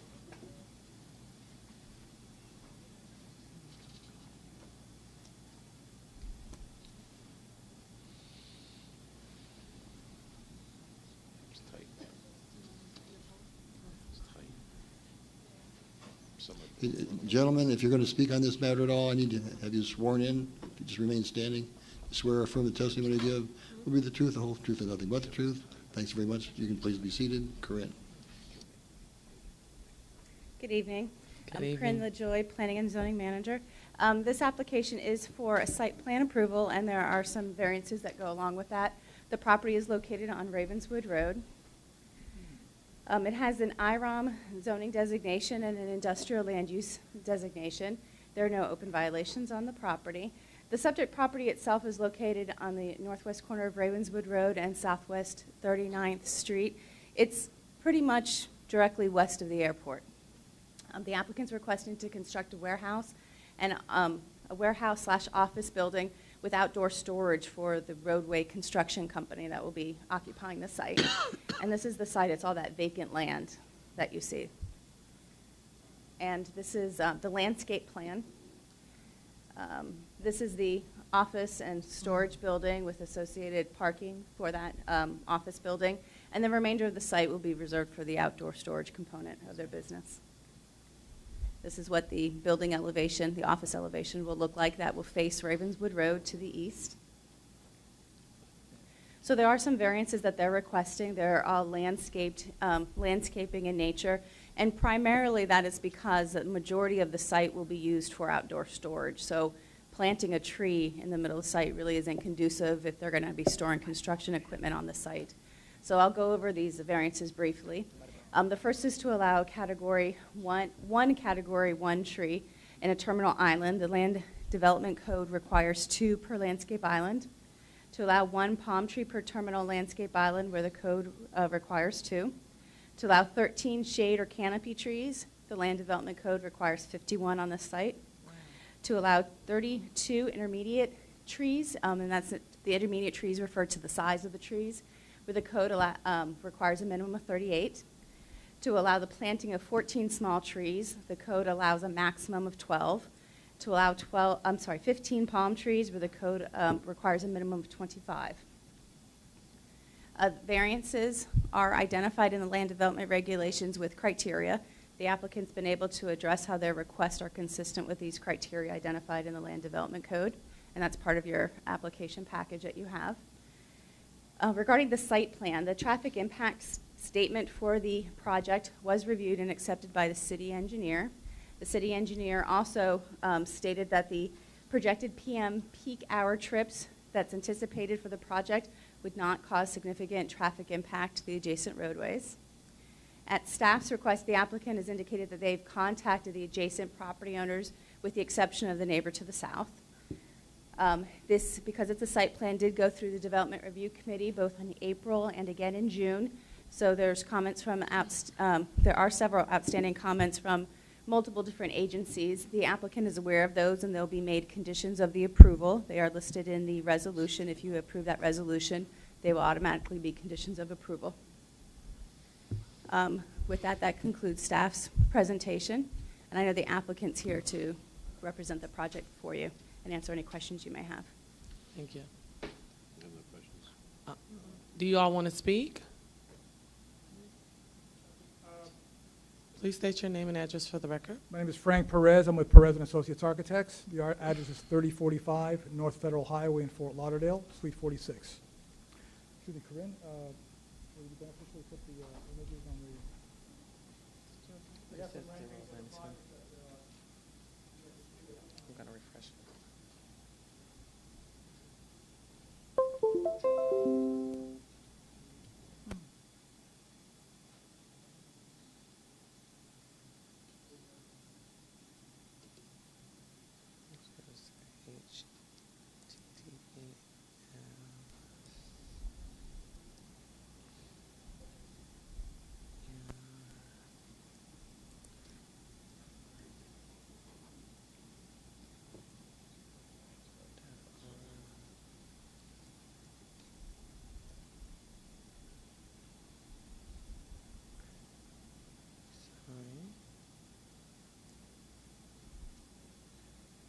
If you have any questions on the project, I'm more than happy to answer them for you.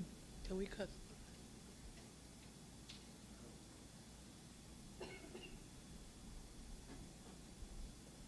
That's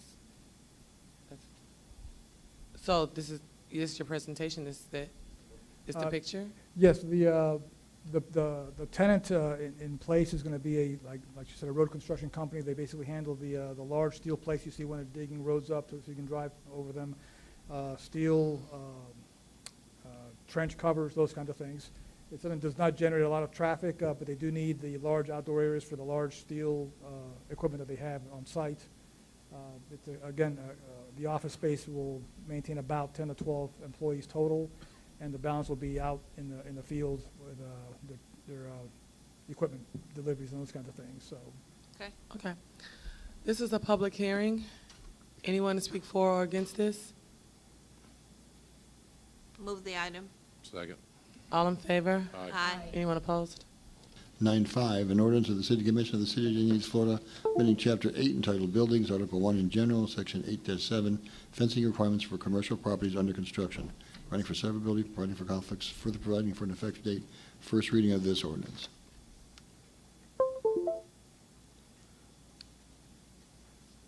Corinne, are you speaking on this one? Yes. Okay. No, I just wanted to make sure. Okay, sorry about that.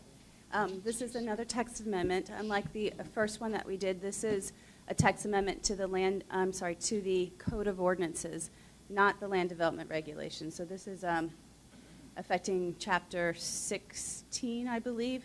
The zoning code is in Chapter 28, which is the Land Development Code. That's when it requires a recommendation by the Planning and Zoning Board. This is outside that, so it's only the City Commission. So this is the first time this item will be heard. But it will be to the Land Development Regulations. I'm sorry, Chapter 13 is where this regulation stands. And it's addressing the construction fencing, the screening on construction fences.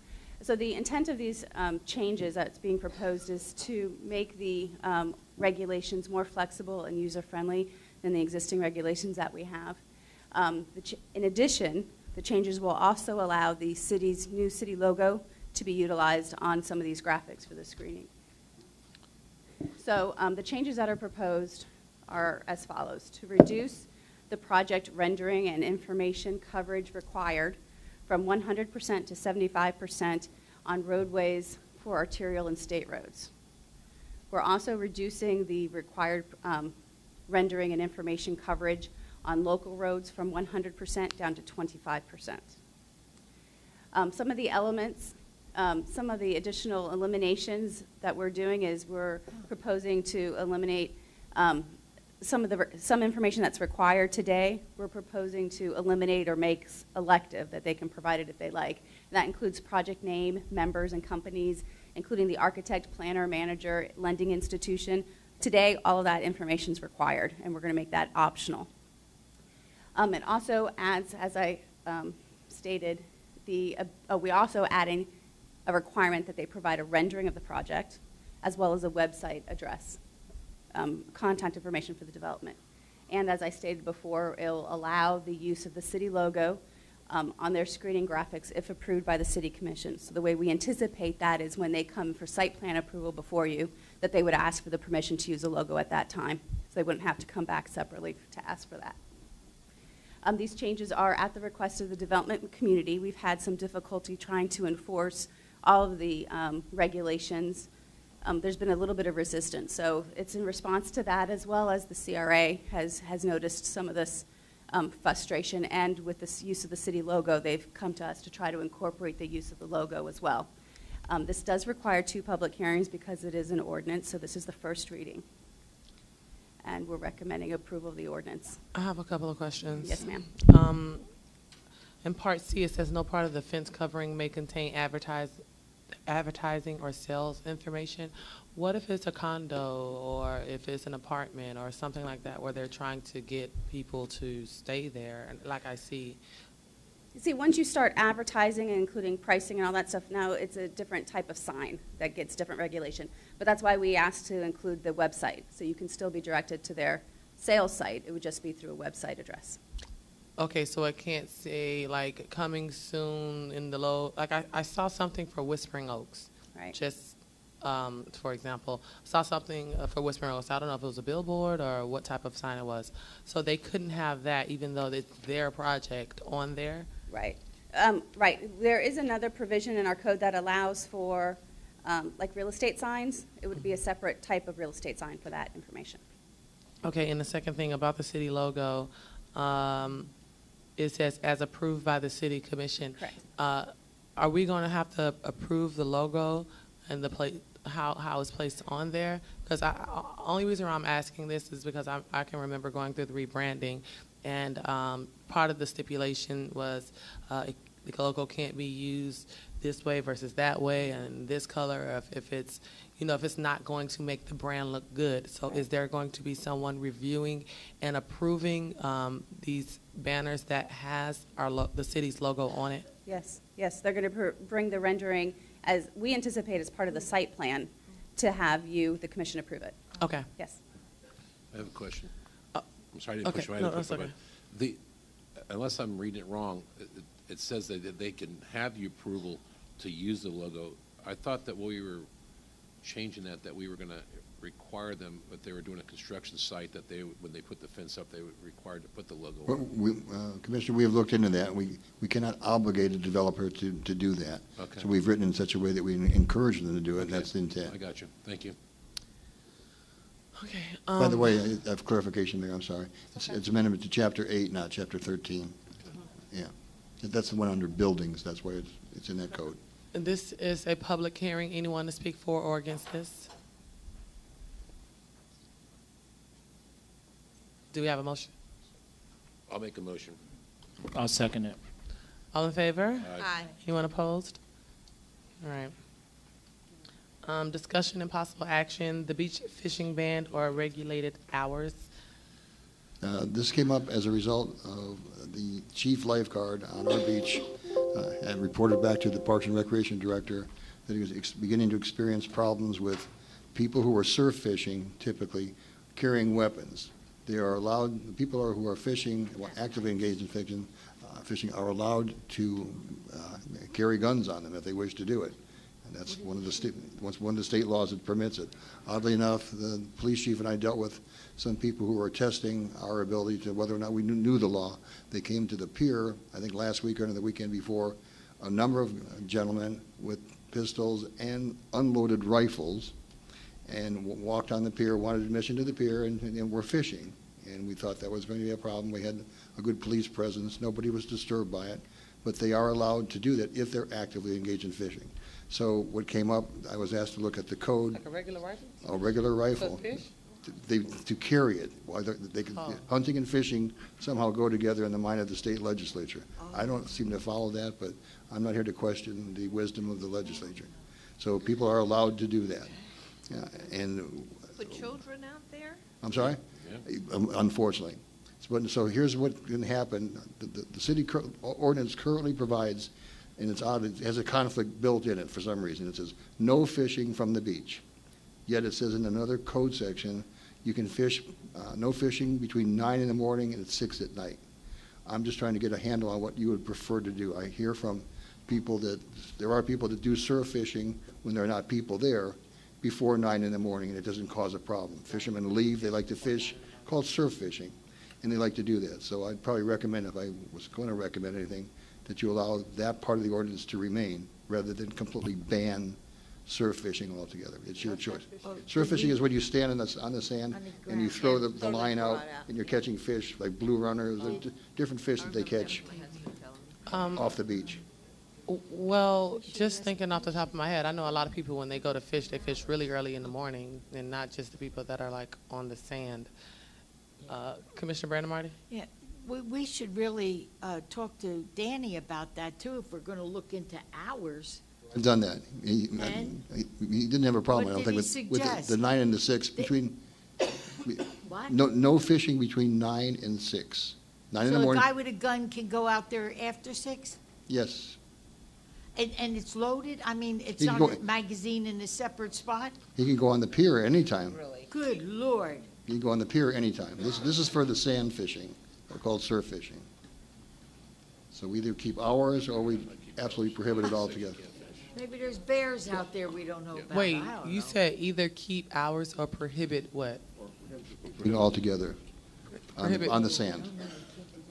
No. In other words, never allow anybody to fish from our beach at any time. I wouldn't recommend that. So currently, we're not, so what is the third option?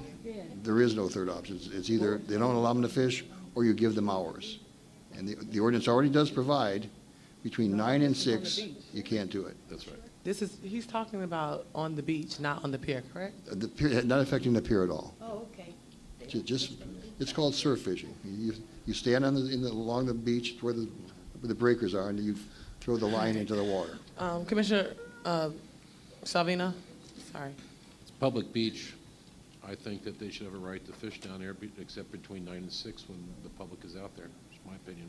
With the gun. They're going to carry a gun no matter where they come, whether it's there or not. The same issue we have all I over. like those hours too. So 9 and 6, they cannot fish? Between 9 and 6, they would not be able to, because the other people are there They can go with north of the children. pier onto John Lloyd property if they. That's correct. They could go 9 a.m. 100 feet north of us and fish at any time. Yeah. Anything That's north of the correct. pier, they can do what they. 100, I think Whatever it's you 100 all yards. want to do, Unless the I county don't know stops them. enough to make a recommendation. So you said you're I okay just with say the hours, the- you're okay with the the- hours? Commissioner Grace, are you okay with the hours? I'm not, I don't like I don't it know at I either. all. don't like the whole thing. I don't either. That's why I'm, It's too, what just happened in Jacksonville, everything else is going on, and then we're gonna have it on our beach. I'm just, Lord help us. Deanie, they have licenses to carry their gun like you do to, what is going on? It's, You don't need it?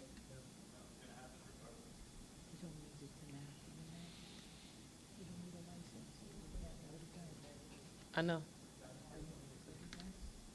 Huh? That's crazy. What are we doing here?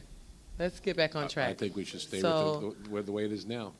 It's set up that you. Be the hours, The right? hours would be the same as they are now. So there are hours set up? There are, again, there's a conflict in the law. The law has two different provisions. One says no fishing at all. It's an old part of the law.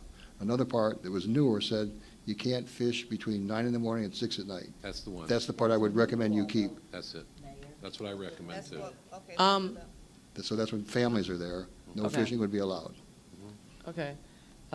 Vice Mayor, what are your thoughts? What are you looking at? So we're making a new law is what you're saying? No, it's the No, same rule. no, same one. it's Same not a one. new law. Okay, we're gonna leave it. So can somebody make a motion? I make a motion, we keep the same. Okay, thanks. Second, okay, all in favor? Aye. Anyone opposed? Done. Yes. Yes, 3-2? okay. Okay. Pass 3-2? Yes, Okay, it will come back as an ordinance, by the way. okay, we can Okay. speak more about it then, right? You can, okay, absolutely. Okay, we'll Okay. get Gosh, we actually different. All right, the Dania Beach Mental Health and Substance Abuse Task Force. I placed this on the agenda just because I was asked to approve this myself, and I don't believe in making any decisions by myself, so I brought it to the board.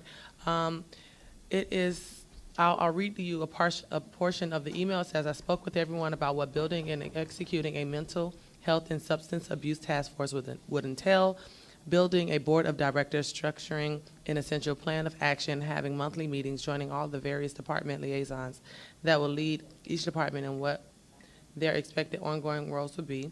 Those leaders will be from police, fire, hospitals, mental health programs, and substance abuse treatment centers. There are many other counties that are seeing benefits from utilizing a task force to combat these challenges and seeing success, such as Palm Beach and others across the nation. Everyone felt that this development could definitely be utilized in Dania Beach. Lieutenant Stallings, I sent this young lady to Lieutenant Stallings to speak with him to see if it was a need here, and it was brought back that said that if this was approved by me, that they would move forward with their participation, but I brought it all to you all to see your feelings on it. It requires no involvement from us. It's a task force. I just know that we, in our communities, we're dealing with a lot of homelessness, we're dealing with a lot of substance abuse, drug abuse, mental health, and this is a task force that can possibly combat some of this. I just don't see how it's hurting the city to try and prevent certain things. I'm okay with that. Does this task force have any power? Well, it's going to be, the leaders are going to be from police, fire, hospitals, mental so health they will- programs, and so they have more power than I have. can't hurt No, can't anybody. hurt. Can't hurt anything. Okay. No. I'm all Okay. for it. It's good. So I'll How do you getting, feel? got, yeah, I liked it, but I didn't want to make a decision Yeah. without bringing it up to you all. Yeah, that's Hurt good. anybody. Okay. Good idea. Somebody. Okay, great. And then I wanted to set a meeting date to discuss the city manager selection Yeah. for us all. I'm not sure on what works for everyone, but, we do have from Mrs. Narlock over the next couple, the options. So Thursday, the 6th, the 7th, or the 11th. And I know the 11th, we also have a commission meeting. So What day was, does any one of those days work for you all? what'd you, 6th, 7th, what'd you say? September? 6th of September, correct. We have a seniors Don't meeting work in the for morning. me, or it's our first day back. Okay, the Seniors. 6th don't work. Okay, what about the 7th? Does the 7th work for everyone? I'm good. September 7th. Yes? Does it work for you, Yeah, Commissioner that's Grace? Does it work for you, Vice Mayor? Yes. Okay, any time between 2 and 5, or from 2 to 5, so you want to do it at 2 o'clock on the 7th? 3 hours? We might not need 3 hours. No, This is we're just a not block gonna of need time 3 that she's hours. going to be here. Oh, she's gonna come. She's that going to way. come. 2 is good with me, Mayor. Okay, 2 is good with everybody? Yeah. Okay, so it will From be. the letter that we received from her, I think that what we're gonna be looking at now is probably sending it back out again and taking off the 3 people that are on there and go out for, This another letter? selection. Am I correct? No. No. Okay, all right. 2 o'clock workshop. It just says, we left messages and spoke to you recently. Okay. They wanted to schedule a date to further discuss the steps, the next We steps. just wanna know where we stand, right? All right. Or make a decision. I mean, unless we're going to be doing this forever. Oh, okay. Okay, so, What time? 2 o'clock on the 7th. And the last thing I have for discussion is the budget workshop date. Can we do that same day? Yeah, because I'm not gonna keep running back. We've met with 2 commissioners, and we have the mayor and 2 more commissioners to meet with, which we'll meet with next week. So hopefully you'll set the workshop for after those meetings. I believe they're on Wednesday Of next week? of next week. I'm meeting with The 5th? you and Commissioner Brandon Marty and Commissioner Grace. Yeah, I have it on here. You said it has to be after Wednesday. Well, we Budget wanted to meet workshop. with you individually before we had the workshop. Well, yeah, budget that's what I'm workshop. saying. So we're trying to set a date for the budget workshop. Can we do it And right your after? public hearings are on the 12th and the 18th, so you'd want to meet before the 12th. So sometime between next Wednesday and the 12th. So what about Thursday? Thursday work for anyone? Not the When? 6th? Thursday, what date? It's the 6th. It doesn't No, work the at all? 6th and 7th are closed now. You can't do the 7th after the city manager selection, or? After 5 o'clock, you wanna do a No, workshop? it's not gonna last that long. She's gonna come, Renee's gonna come here, you're gonna make a decision on 3 applicants, and if you don't make a decision on those, you're gonna move to Oh, okay, extend I it. agree then. And then that should That's take about good. a half an hour, Right. and then All we'll go right. right Stay, to a yeah. workshop. All right, Same so we'll day. say 3 o'clock. If it runs late, then we'd have to do it at an alternate Whatever you day, say, Ben. Same day. Okay, 3 o'clock on the 7th. or sooner. Tom, can you put these on our calendars, please, to someone? Or can you tell Chris to put these on our calendars? 'Cause, there's too many papers for me. Same day as yours, Okay, commission comments? the 5th. Commission Brandon Marty? Okay. No, I'm just really happy with that recycle bins and the fact that they will look into hiring our residents. That's all. I have nothing else. Commissioner Grace? Welcome, Eric Brown. Oh, Got I'm sorry. A lot of work How? and a lot of programs, and this city is in the right direction. We have a new Parks and Recreational plans to study for Frost and all of the other parks. We have a really great staff. I'm sure that you met most of them. And so we know that you have the expertise to bring our programs in full swing. So we appreciate you being a part of Dania Beach. You were right down the street, so now you're here. The other thing is to Finance Director and also to the City Attorney and City Manager, CRA Director contract is coming up. She is not really asking for anything additional. I think that we should stick with the 4% that all of the other employees will be getting, and so if you guys can start working on that. Okay? I forgot something. The 4%. Yeah, no, I heard you.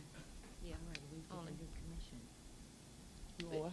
Wait for the new commission. I said you guys work on that, because we I will. won't, I probably won't. Well, I probably will. We'll bring it back before you Yeah. leave, yes. Okay. All right, Mayor. You want to cut her I off? missed something. You want to wait till she finishes, or you want to? I'm finished. Oh, Commissioner Brandon Martin. I'd be amiss if I didn't thank Akeem. He came through with flying colors, and I forgot, okay? He's finished the IT Parker Community Center. I went in it. It's freshly painted. It looks so good, and I can't wait till the members see how wonderful it is. He did a great job. Akeem really did a great job. So you have a wonderful person working with you, Mr. Brown. So congratulations on both. Thank you. One other thing I forgot, we asked before we took the break, the long break that we just had, that Finance and the City Manager and sent out an RFP for the auditing department. Is that going along fine? Or Nikki, you want to tell us where we are with that and how far out you are? What was this about? For the auditing or the financial services? Yes. I signed the financial services contract, so it is taken care of. For the audit RFP, we do have the draft RFP done now. I'm making the final tweaks to it. I hope to have it finished hopefully over the weekend, so we can get it to the city attorney So we'll be for on Monday. the next agenda? Well, no, it doesn't need to come to you on the agenda. What we're looking to do is hopefully have it done, and to the audit committee has to meet to do like a final approval, and then it'll go out to bid. So we're hoping to get that so done. it hasn't gone out to bid yet? Right. So we're hoping that'll be done within the next 2 to 3 weeks, and then we'll have the bid opening, and hopefully the actual item will come to you for approval no later than the second meeting in October, depending on the timeline. Before, I'm walking out the door. We're working to try to get it done by the 2nd on October, but we've had a 2.5-month lag waiting for the Auditor General's letter to come back, so, but we should have the final document here hopefully in the next week. Can I ask a question on that while you're up here? Yes. Why does the commission come back to decide the auditor for the city and not the financial services for the city? Because the financial services contract is just a retainer that we keep for our financial advisor. It's $6,000 a year, is what which is under the city manager's threshold. And you all made me promise I would have it done before I left, so. It's really an advisory capacity. Saying like how the well, policy is. one is governed by Florida statutes, the other is not.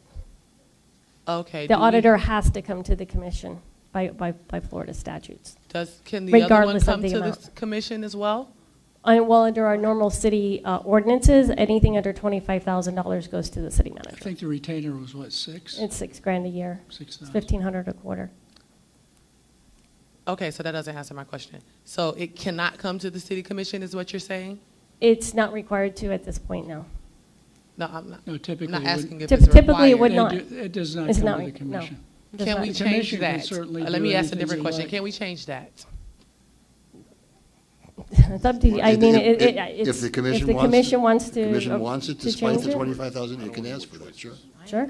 I mean, our ordinance states anything under 25 is done by city manager, anything over 25 it comes to No, the I'm not commission. speaking about for every specific thing. I'm just talking about things that are financial services or our financial advisor or our auditor or things like that that's really pertaining to objectives and goals that we're trying to reach. And so it's going to have to be people that we're reaching out to because I'm going to start really having meetings with them myself. And so it's just a question that I'm looking into. Yeah, you can do, the Okay. commission has the discretion to do whatever they want to do. Okay, thank you. Commissioner Grace, are you finished? Your light was on. Commissioner Brandon Well, Marty? I'm sorry, it's Your still light was on? on? Okay, Vice Mayor's light is next. Your light is next after that. Who's? Are we talking on the subject, or are we going down for comments? We're on the same subject. Okay. Nikki, Hi. on Tuesday, July the 24th, in the minutes from the last meeting, Commissioner Grace instructed that we get this done ASAP. Yes, And here we correct. are a month and more later, and it's still not done? Yes. Why? Because the RFP document that you're asking us to draft, which we have drafted, I said is in draft form, it's a complex document. This document's probably 45 pages long. So it takes a lot of input and a lot of review to make sure that we have everything incorporated. This is something that's going to be done. Like I said, we're on the final draft review. It should go out to bid here in a couple of weeks. Once that's out to bid, we need at least 2 weeks for people to respond, and then we'll do the review. It has a very specific process to it. And when the audit starts, Well, the audit's going to start, we're asking that the audit start in November. Most of the people that are going to be bidding know that, That should be done ASAP as I asked for. which is what we're doing. But please keep in mind that there's been a delay because we had to wait for the Auditor General's opinion. So, it's something, with all due respect, we've tried to work with that. And, Well, having it. Wait. At the last meeting, you said you had it ready to go out, and here we are a month and 4 days later, and it hasn't gone out yet? I did What not kind of say it was turnaround- ready to go out. Are I you sure said- you'll be able to get that turned around by November? Yes. Like, what's the date certain for something like this? I mean, We didn't even have, that's a up until. long time to prepare a document that's only 45 pages long. and I've got Seriously, that somewhat seriously. confused with the other, because I believe you had asked also for the financial services. That's the one that I said was just signed. Not acceptable. Really isn't. Very disappointed. I feel if it's Okay. being done careful and right, it's fine. Careful is good.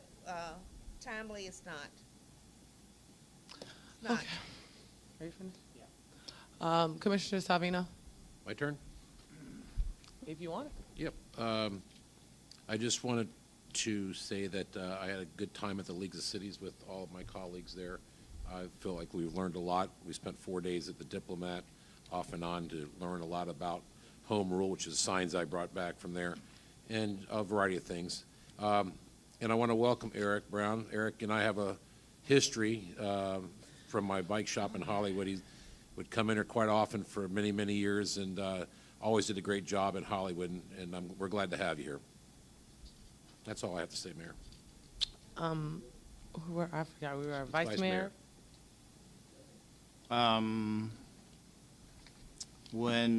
Welcome, Eric. Nice to meet you. Last week at the League of Cities, we talked about some new youth activity programs. Commissioner Grace and I were in the same meeting. When there's one, it's called Socks Giving, because they find that people that are homeless and in homeless shelters, the one thing that they want the most is a clean pair of socks. So with additional retailers moving into the city this holiday season, and with Walmart, we're able to get anything that they have in any of the other stores for a socks giving project, which I think is kind of beneficial. And they also had, and we'll get more information on this from the Youth Activity Council, is Blessings in a Backpack. Yes. So we'll get more information on that, and so those are some new giving programs that we might be able to institute in addition to what we already do. The wage and cost study, is Colin here? Yeah, it's on the report tonight. It'll be Okay. done September 1st. Okay, It's taking ridiculously long time. and that's And we'll be bringing it it's to you. taken like 9 months to Well, get that done. you know, that, sir, is a consultant, and they're the ones who prepared that information. We didn't do the study. It was done by Evergreen. But it's it's really essentially completed at this point, and needs to come to the commission for approval. The results of the study need to come to the commission for approval? Yes, sir, you have to review it, and it'll be approved by the commission.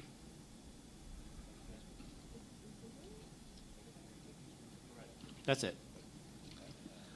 Okay. Brad, can you come up for a second, please? I would like to know more about the repaving of the parking lot at the beach. We have like zigzag lines, lines going slant, lines going straight, and it's just not effective. And we have been asking, or I had been asking to get it repaved. I just want to know the status on that. Yeah, we've gotten prices on that, and we're trying, because of the, again, when the bidding threshold on something is over $25,000, typically we have to go out to bid. We are trying to see if we can use one of our, I'm sorry, we can try to see if we can use one of our existing contractors that does that kind of work, if their contract completely falls under that. But the ballpark pricing of that project is, you know, well in the neighborhood of a couple $100,000. And Okay. then I have to just work out the, you know, financial aspect with, you know, finance on that. But that's what we're looking at right now. Can we forego, how long will it take if we forego the? I mean, if we forego it and I brought something back to the commission in the first meeting of September, there's a pretty good chance by the end of September, October latest, it would be done. It won't take that long. It's just the, you know, you have to ask to waive the And competitive if we go out process. to bid, how long would it take 3-4 months. to go out to bid first? Correct. Is there support here to forego the bid process just because it's just repaving of the beach parking lot? It looks a mess. It is bad. It's really bad, and it doesn't go with our Brad, you like brand, that? and I get a Brad, lot you of. okay with that?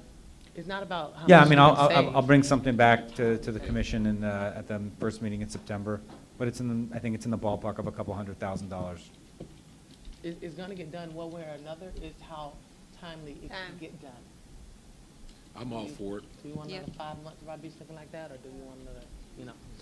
Okay. Okay, so please. So how would it be done through, you're saying I through don't know. quotes? I'm sorry, I didn't hear you, Bob. Through quotes, you're saying, rather than? Yeah, yeah, we'll use it, sorry. Oh, it'd be through, you know, quotes, correct. So just for clarity for the commission, because you're asking us to do it, it wouldn't be done through bidding, it would be done through quotes. Correct. Or a piggyback contract with someone else. That's fine. Correct. Correct. Okay? Trust your judgment, Brad. Okay. Thank you. No problem. I forgot to mention when we were meeting with County Administrator Bertha Henry, we were speaking about a program that Broward County currently does for ex-offenders, that if they go through this program, I think they do it in conjunction with the OIC, is that correct? And they stay the course for like 6 months, they're able to apply for certain jobs within the city, as long as they've successfully gone through this program. That I don't think the municipalities pay for it. I think it happens with the OIC. I don't have a lot of information on it other than that, other than I am going to be working with Raquel to try and get this program off and running, and then I could bring something back to you all to see how it better pertains and how effective it could be. I have an issue, and I'm sure some of you all may have heard about it or may have not heard about it, but the morale in some of our departments, and I'm going to say it again, is horrible. And I am not going to be in favor of any department heads bullying or threatening any of our employees, and especially using any of our names to help do that. And it speaks on the leadership of this commission and this administration that we are allowing this to happen. We have people that are ready to go and file lawsuits against us. We have people that are ready to go and file complaints to the state. And so I just want to be very, very clear. This is unacceptable behavior from any of our department heads to act in this manner. We are not creating hostile environments for our employees and our staff. So I just want to make this very clear on the record. Something needs to be done, and fast, because it's unacceptable. Commissioner Grace? Do we not have the same mechanism in place as we do for our general employees, that through the city manager, if something like this happens, it will be one, the first thing will be sit down and talk to that person? The mayor and I Would be a discussed it. warning, and then suspension, and then dismissal? And we're Through looking the at city the. manager only, not through us? Yes, ma'am, that's correct. Okay. Commissioner Brandon Marty? I believe in the union way.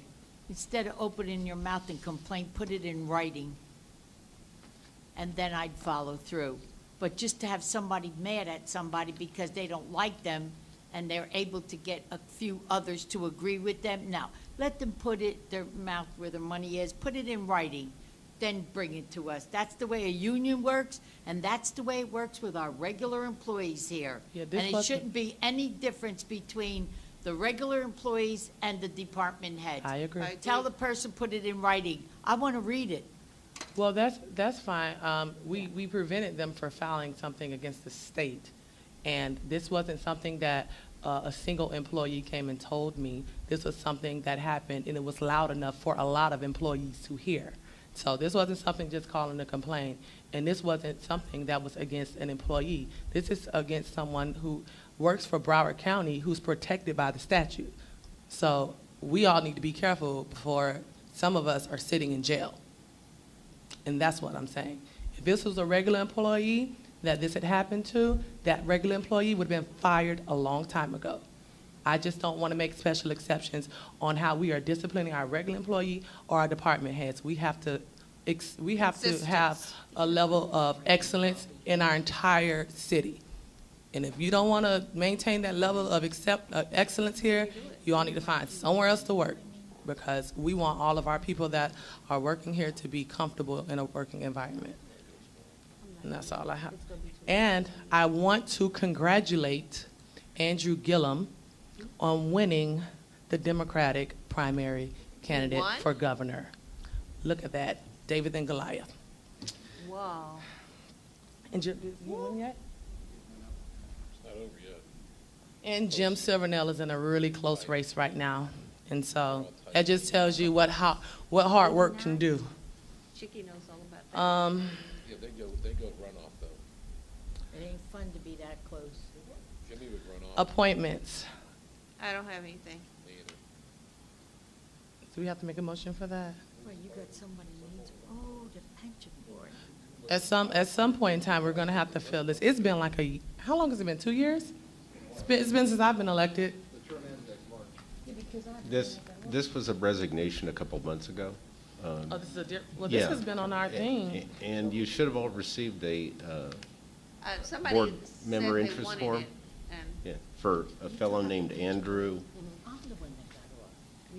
Dyke, for your consideration. Somebody applied, I got the thing in my box, Okay. that they were interested, so. That wasn't for that, though. It's right here. No, Who it was got off the another one. pension board? Who resigned? That's Marine Advisory. Yeah, this is. That's when I got my box. Okay, great. We'll try to tackle this again next meeting. Yeah. All right, administrative reports. Thank you, Mayor. I had told Mr. Brown that I was going to introduce him if somebody didn't beat me to it. Of course, I think all of you have beaten me to it. Plus, I wanted to, anyway, welcome him. I think he's going to take Dania Beach to the next level in Parks and Recreation. I know it took me quite some time. Admittedly, it hasn't taken me as much time to pick the Parks and Rec director as it has for you to find a city manager. But Good one. he really did very well in his interview, and I thought I was going to lose him, but I said the way I got him was through begging and praying, so that he He's finally familiar with agreed. that because he's also a prayer warrior, definitely. But I think he'll do a great job. I wanted to thank Hakeem, and Commissioner Brandon already beat me to that as well, but he really stepped up and did a fine job for us during his tenure as the acting director, and I want you to know I appreciate everything that he did. So we'll get ready and do these budget meetings, and then we'll have our workshop, and you have 2 public hearings. You've got, I guess, 6 meetings in September, so you're going to have a busy month. And that's all I have. City Attorney. For the, Josh Gabaton has contacted me, the federal lobbyist in Washington, seeking to renew his annual contract at $41,000, which is the same as last year. All terms would be the same. If you're okay with that, I'll bring it to the next commission meeting. Okay. Anyone opposed? To what? To Josh Gabaton, The the federal federal lobbyist, No, he's good. renewing his contract. Okay, I'll bring that back for the next meeting. Secondly, our public Hold on information. 1 second. Commissioner Brandon Marty? Oh, no, it was past him. I was asking, what I want to know, Mayor, is we haven't heard a thing in forever from Ron Book. And I was wondering, I know we pay him, but can we at least hear a word on what he's got to say about what we're paying him for, like the airport? I'll reach out to him and see if he can Thank come to you. the next meeting. Most of his reporting is during the session, I believe. Oh, that's right, I think that's in September, right? But we'll. I don't know. Yeah, I'll it's reach out to September. him. Okay. Secondly, Katya Bordy, our public information officer, has asked me to advise the commission that there's a statute that says our new logo, any of our logo or our seal, cannot be used by anyone without your express permission, oral permission, where you approve that somebody uses it. So, for example, the Dania Dolphins, I think that's now a city program, pretty much, right? And they want to use it, but their booster program is not.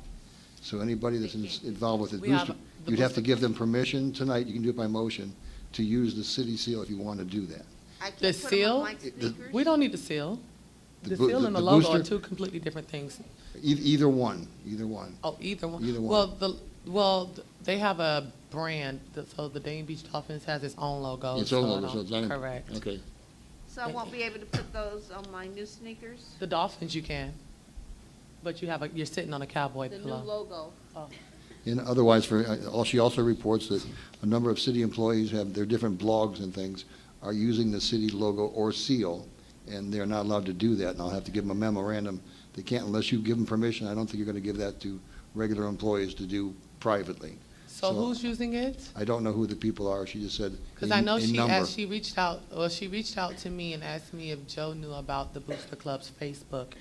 And I told him, I don't know, but any flyers that were made by the athletic director, who's also an administrator on that Facebook page, and he